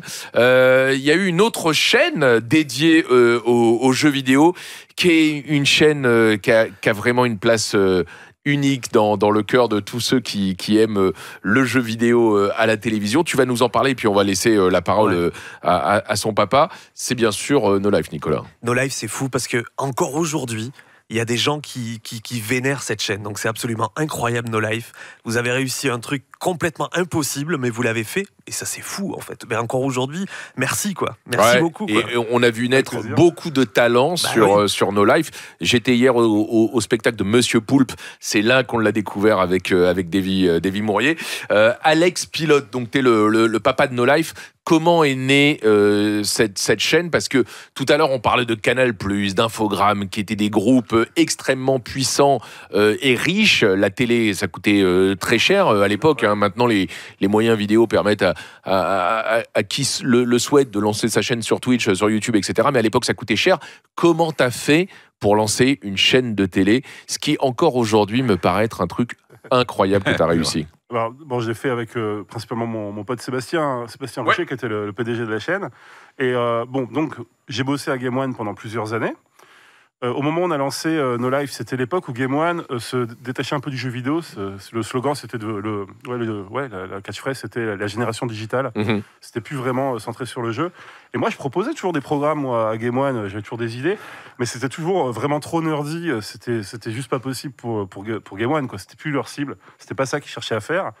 Et c'est un peu par hasard avec Seb, on regardait, on était un peu désespérés, on se disait on trouvera personne, parce qu'on proposait aussi ailleurs, mais personne ne voulait nos projets, hein, personne. Donc on est tombé sur une chaîne qui s'appelait Téléplaisance, qui était sur la Freebox, et eux ils avaient un concept un peu barré, c'est les gens filmaient leurs émissions, ils envoyaient à Téléplaisance avec un petit chèque, je sais plus, c'est 60 € l'heure. Et après, on leur passait leur programme à la télé. Voilà le programme, le principe de Téléplaisance. Donc, on trouve ça un peu incroyable. Première idée, on va faire nos émissions, on va les envoyer à Téléplaisance. On va envoyer un chèque. C'est 60 balles. Allez, hop. Après, Seb, il fait attends, je vais quand même les contacter. Je crois qu'il les contacte, il leur pose un peu des questions et on se rend compte que la diffusion sur Free, ça coûte presque rien. Je ne vais pas dire de bêtises, mais c'était pas plus de 1 000 € par mois, un truc comme ça. Voilà. Donc on se dit, 1 000 € par mois, ouais, on peut peut-être, si on passe un peu de pub, faire des trucs. Et du coup, on a commencé à réfléchir à ce qu'on pouvait mettre dedans. J'en ai parlé à mes amis et ils m'ont tous un peu dit la même chose. Ah oui, mais moi j'ai une idée, mais personne n'en veut. Et du coup, on a aggloméré comme ça tous les gens les plus nerds de nos connaissances. Et on a lancé la chaîne, vraiment en se disant au départ, c'est vraiment... on serait bête de ne pas le faire, il y a une opportunité là, techniquement on peut y arriver. Pourquoi pas? Et on sait bien que ça tiendra peut-être pas longtemps, mais il faut quand même essayer. C'est magnifique. C'est magnifique d'apprendre comme ça les coulisses de cette chaîne qui a vu naître tellement de talents, de concepts. Cite-nous quelques-unes des émissions phares ou des talents ou des séries, hein, parce qu'il y a eu aussi des séries. Il y a tellement de... Le Visiteur a été diffusé puisque c'est dans l'actualité, non? Le Visiteur du futur, oui, qu'on avait diffusé à l'époque. Par où commencer? Déjà pour le jeu vidéo, parce que c'est ça le sujet. La première chose qui s'est passée, c'est que Marcus nous a proposé son émission chez Marcus. Il faut se souvenir qu'à l'époque, il était brouillé avec Game One. Il y avait vraiment la grosse dispute parce que Atari, Marcus était parti, c'était barré. Mais Level One continuait sans lui. Il n'était pas d'accord, donc il y avait un procès en cours. Hein. Et puis, à côté de ça, il apprend qu'on fait ça, il m'envoie un mail, il fait « Alex, moi je te propose une émission, ça s'appelle Chez Marcus ». Je fais « Ouais, carrément ». Je viens chez lui, on tourne, je fais un pilote, et on avait notre pilote prêt à diffuser pour le lancement. Et je crois qu'on annonce ça, enfin on fait des trailers où on voit Marcus, et Marcus me dit c'est super, grâce à ça, maintenant Game One me rappelle pour bosser avec eux, et il nous propose un contrat où on règle nos problèmes juridiques. Et ils m'ont dit par contre ils veulent l'exclu, mais j'ai dit non. J'ai dit ok pour l'exclu, mais je veux juste garder No Life en plus. Donc merci Marcus. Je trouvais très élégant de sa part. Donc il est resté sur No Life et il a continué sur Game One à ce moment-là, avec Retro Game One et tout ça. Donc ça pour le jeu vidéo. Et à l'opposé, on va dire que Marcus c'était la caution grand public, mais à l'opposé du spectre, le plus geek, l'émission qu'on avait c'était Super Play. Donc c'est des super players, des mecs qui retournent les jeux mais dans tous les sens, qui font des speedruns incroyables. Aujourd'hui c'est très courant, hein, les speedruns on en voit sur YouTube, c'est accessible, c'est facile, les gens ont un peu une idée de ce que c'est. Mais à l'époque, le fait de passer cette émission sur No Life à cette époque-là, on était vus vraiment comme des fous. Et ça nous allait très bien. C'était cool, en fait. On était très contents, justement, de déclencher ce genre de réaction. Des gens qui nous disaient, mais vous êtes fous, vous passez un mec qui joue à Shinobi là, pendant 1 heure et qui fait tout sans tirer le moindre shuriken. Ouais, c'est génial. Et voilà, donc ça, c'était pour le jeu vidéo. Il y avait bien sûr des tests. Alors, on avait dit, non, nous, on ne fera pas des tests, on fera des critiques. Parce que les jeux vidéo, c'est de l'art. Voilà, on profitait un peu de notre liberté pour un peu refaire le truc. Et comme j'avais eu la chance donc, de bosser à Game One, j'avais à la fois pu apprendre mon métier, observer comment c'était fait et voir à quel niveau on pouvait améliorer le process pour refaire moins cher. Je vais prendre un exemple. Et toutes les contraintes. Voilà. Et l'exemple que je cite souvent, qui est le plus clair pour moi, c'est pour les voix off. À Game One, il fallait monter en faisant la voix off dans sa tête, en chronométrant à peu près le truc, et rendre la cassette sans la voix off et un texte à côté. Et la voix off était enregistrée après coup. Et j'avais demandé plusieurs fois, on peut pas enregistrer la voix off avant. Ah non, c'est pas comme ça qu'on fait. Bon. Voilà, quand j'ai fait No Life, j'ai fait, on va faire la voix off avant. Et donc, pour tous ceux qui ont monté un petit peu, tellement plus simple de monter avec une voix déjà enregistrée. Donc ça, c'est un exemple, mais il y en a plein d'autres. Il y a plein de choses qu'on a pu faire où j'ai remarqué qu'on pouvait peut-être voilà, un peu fluidifier le truc pour faire ça low cost, quoi. Bah ouais, non mais bravo.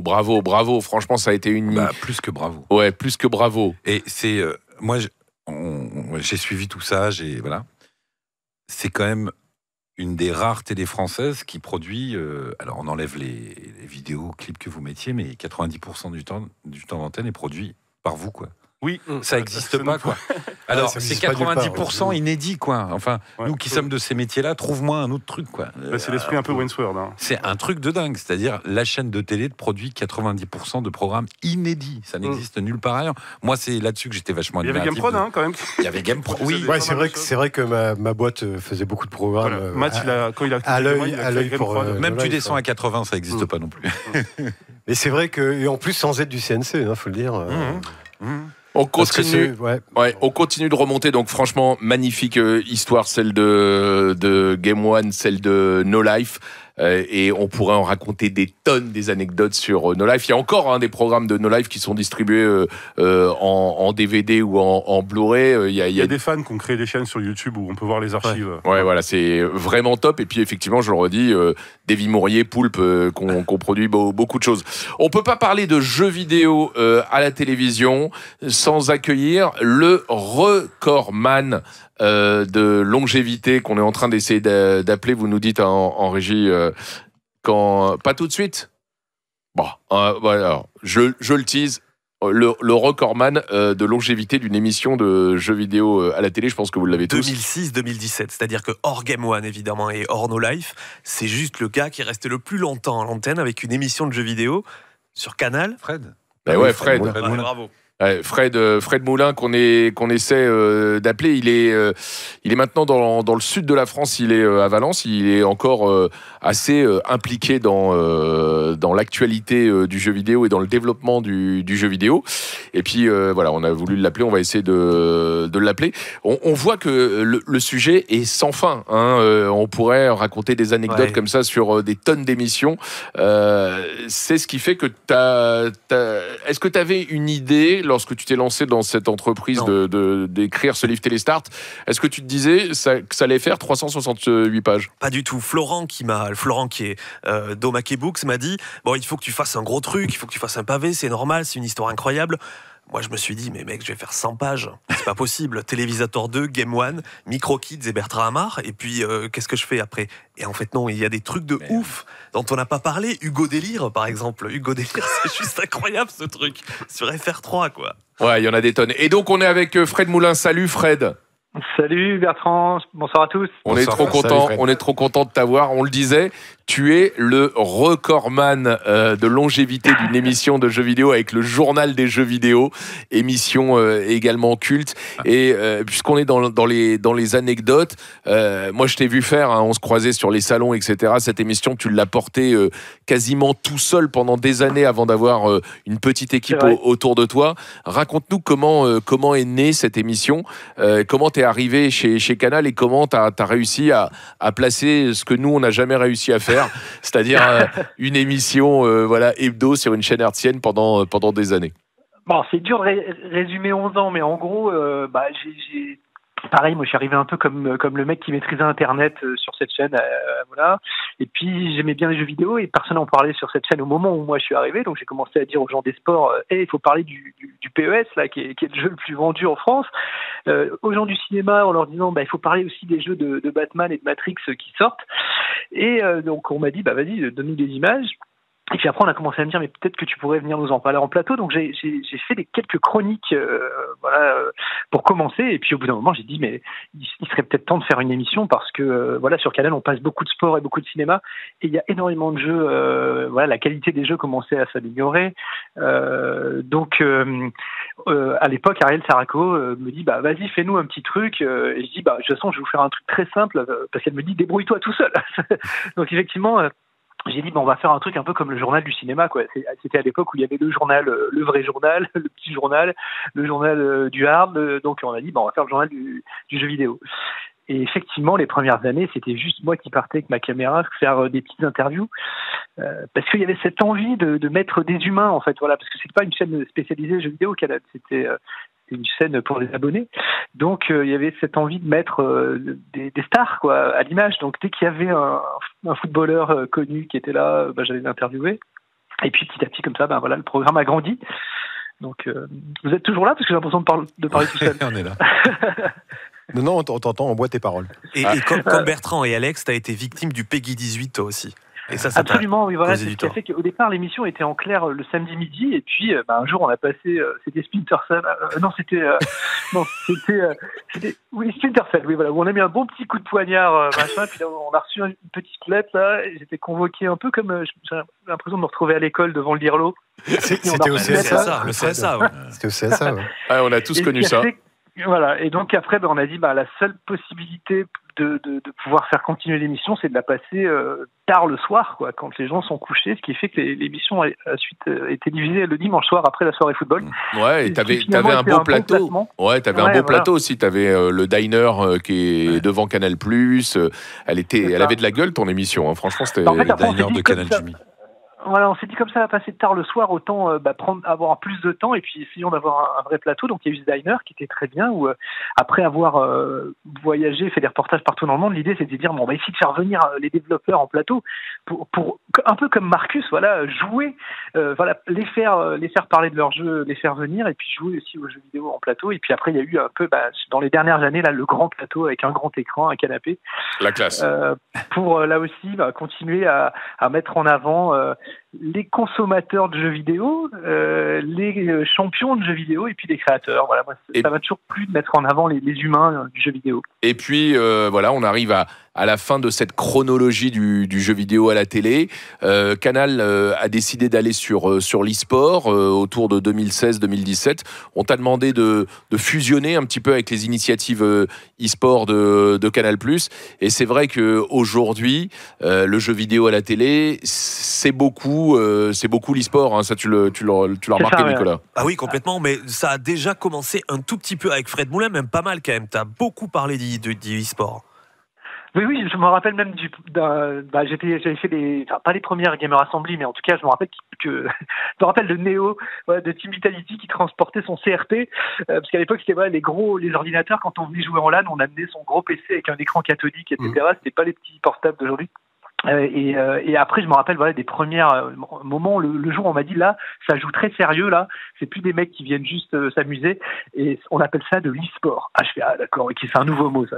Et voilà, et donc effectivement, c'était marrant de voir un petit peu tout ça, toute cette évolution, en tout cas du jeu vidéo et de ce qu'il est aujourd'hui, quoi. Fred, tu restes avec nous, on va terminer avec un quiz, on va tous jouer. Donc ce que je propose, c'est que quand quelqu'un a la bonne réponse, on donne son prénom, parce que sinon on va pas s'entendre avant de prendre la parole. Mais il y a une question qui est arrivée sur Twitter. Sur Twitter avec le hashtag Radio Resto, il y a toujours notre cher Romain qui écoute bien l'émission, qui nous dit le problème des médias avec les jeux vidéo, radio comme télé, n'est-il pas tout simplement le manque d'envie de capter les jeunes générations? Alors je vous pose la question à vous tous autour de la table et à toi aussi, Fred. C'est pas tant à mon sens le fait de pas vouloir les capter, c'est surtout le fait de pas les comprendre. C'est surtout ça, parce que historiquement les directeurs des programmes avaient envie de capter les jeunes générations, mais ne savaient pas qu'il y avait notamment un truc qui leur plaisait, qui était le jeu vidéo, quoi. Et puis c'est à double sens, hein, parce que les jeunes générations captent pas vraiment la télévision. Hein. Aujourd'hui. Mais c'est quand même fascinant, là, en 2 heures, on a vu le nombre d'émissions, d'initiatives, de projets, de la passion, des choses qui ont marqué vraiment des générations. Et aujourd'hui, que le jeu vidéo est beaucoup plus important qu'il ne l'était à l'époque, il n'y a plus rien à la télévision, globalement, sur le jeu vidéo. Donc c'est quand même un paradoxe qui est absolument phénoménal. Ouais. Mais c'est la distance avec la télévision traditionnelle, parce qu'il y a, enfin, c'est pas à toi que je vais le dire, vu le nombre d'idées que tu as eues, il y a 1000 façons justement de ramener ce public à la télévision par autre chose que un zapping du net ou regarder ces jolies images. Enfin, on a fait des reportages avec 2 balles, des documentaires magnifiques sur des créateurs, voilà quoi. Allez, on y va. Le quiz de Nicolas qui va nous poser des questions, et donc pour répondre, on donne son prénom. Alors évidemment, si quelqu'un se reconnaît dans la question, évidemment, le point est invalidé s'il répond, évidemment. C'est l'élégance. Quel animateur star a fait ses débuts avec Super Défi? Jean Pat. De Chavannes. Ah bah, Le point pour Champagne. Le point pour Champagne. De Chavannes qui a commencé avec Super Défi. avec sur une TF1. émission Exactement. dans laquelle il était question de jeux vidéo. Exactement. Incroyable. 1990, Hugo Délire débarque sur FR3. Mais dans quel pays a été créé ce personnage? Pays du Nord, Bertrand, c'est un pays du Nord. Bertrand. La Belgique. Europe du Nord, non. Israël, Europe du non. Nord. Israël, Non, pas Israël. Norvège ou Danemark. Danemark. Enfin, non. Qui a dit Danemark? Jean-Pat. Bah, excusez-moi, j'ai lu ton bouquin, pardon. 94 débarque sur M6 une émission de jeux vidéo. Bertrand, Méga 6. Bien joué. Quel était son animateur? Guillaume Stanzik. Bien joué, bien joué. Il a lu le bouquin. Qui compte les points là? Vous comptez auto les Non, chacun se compte. bah ça dépend là. Si tu me donnes 2 points là ou Jean-Pat t'as 2 points. Bah parce que j'ai dit Stanzik et Méga 6. Ouais. Quelques mois, les gars, quelques mois avant Micro Kids, une chronique fut la première à parler de jeux vidéo à la télévision sur Antenne 2. Alex, gros plan sur la souris. Oh là là, Oh, bien joué, joli. Mais d'où ça sort, ça gros plan sur la souris? Les dents C'était serrées. Franck Ladoire, Génération 4. Franck on le salue Ladoire. d'ailleurs. Bah oui. C'est l'émission Eric et Nola. J'ai regardé. Allez, encore une ou deux questions. Micro Kids était sponsorisé par un constructeur de consoles qui a un peu galéré. Jean-Pat. Non mais. Jaguar. Julien. Bertrand, Commodore. Jaguar. Comment? Amstrad. Non, pas Amstrad. Ah, Atari Jaguar, non. Philips, bien joué. CDI. Jean-Pat. CDI Philips. CDI. 1995, Jean-Michel Bautière quitte Micro Kids. Qui le remplace? Dr Click. Oh, Il a pas dit son nom. Julien. Bertrand. c'est son nom, Billy, c'est bon. Non, il est remplacé, le pauvre, il est remplacé par un robot en forme de joystick en 3D. Allez, une dernière parce que Une dernière. on doit balancer un. Alors, un petit Télévisateur son. 2, on finit avec ça. Télévisateur 2, tu ne réponds pas. De quel jeu vidéo célèbre s'inspire le générique culte de l'émission? Pardon. Fighter 2. Bien joué, C'est Street Street Fighter Fighter 2. Ouais. Qui l'a composé? Matt Murdock. Ah non, pas composé. Bah oui, mais tu Arrangé. l'as créé. Guitare, joué. voilà. Allez, encore une. Allez, encore une question. Voilà. Attends, tu m'as perdu. Oui, je suis là. Sur Game One, Didou a animé At Game One, mais aussi une autre émission. Le Dawa. Dawa, bien joué. On a le droit de répondre, Patrick, à ça. Bon, tout le monde a gagné. Attends, Allez, j'en ai une dernière. Une dernière. Qui a coupé les cheveux de Cyril Drevet au milieu des années 90? Je sais pas. Jean-Pat. C'est Jean-Pat qui a fait ça? Dorothée. Bien joué. J'allais dire Dorothée, mais j'ai pas osé. Elle en avait ras-le-bol de voir ses cheveux longs dans le club Dorothée. Elle y a coupé sans lui demander. Bah, les c'est cheveux. Jean-Pat qui a gagné. Hein. Bravo. Bravo, Merci. Bravo, Jean-Pat. Franchement, les copains, Je l'ai lu plus vite que vous, les gars, parce qu'il Les est vraiment copains. brillant, ce livre. merci beaucoup. Merci à toi, Bert. Merci. Franchement, j'ai passé un moment de Ouais, bonheur. absolument. De bonheur. Parce que j'ai fait de la radio pendant de longues années et j'ai jamais eu l'occasion de parler de jeux vidéo à la radio comme on a pu le faire ce soir. Franchement, vous m'avez fait kiffer. Donc merci beaucoup. On rappelle que le bouquin est sorti. Si vous avez envie de découvrir encore plus d'anecdotes, là c'est que le teasing là qu'on vous a fait pendant 2 heures. Nicolas Bozom a sorti ce livre Télestart aux éditions Omaquet Book. On va vous en faire gagner 2 dédicacés par l'ensemble des intervenants ce soir. Fred, je sais que tu es encore au bout du fil. Merci à toi, Fred, aussi. Hein. Merci à vous. Et Merci, Fred. à très bientôt. À très bientôt, Soutenez les Fred. restos. Voilà, et on soutient les restos. Voilà. Faut donner encore, les gars, là. Hein. Merci Matt, Nico, Jean-Pat, Julien, Alex et Alex. Les copains, franchement, c'était cool. Merci à toi, Bertrand, c'est super. Ouais, franchement, c'était cool. Merci Bertrand. Faites-nous plaisir, faites des dons au resto et puis balancez-nous des messages sur Twitter avec le hashtag Radio Resto. On va vous faire gagner 2 bouquins. Voilà, merci à toi Virgile, c'était cool de t'avoir avec nous ce soir. Ça fut un grand plaisir, Bertrand. Partagez. Merci, Virginie. Partagez. Bon week-end encore, continuez de bourrer les dons.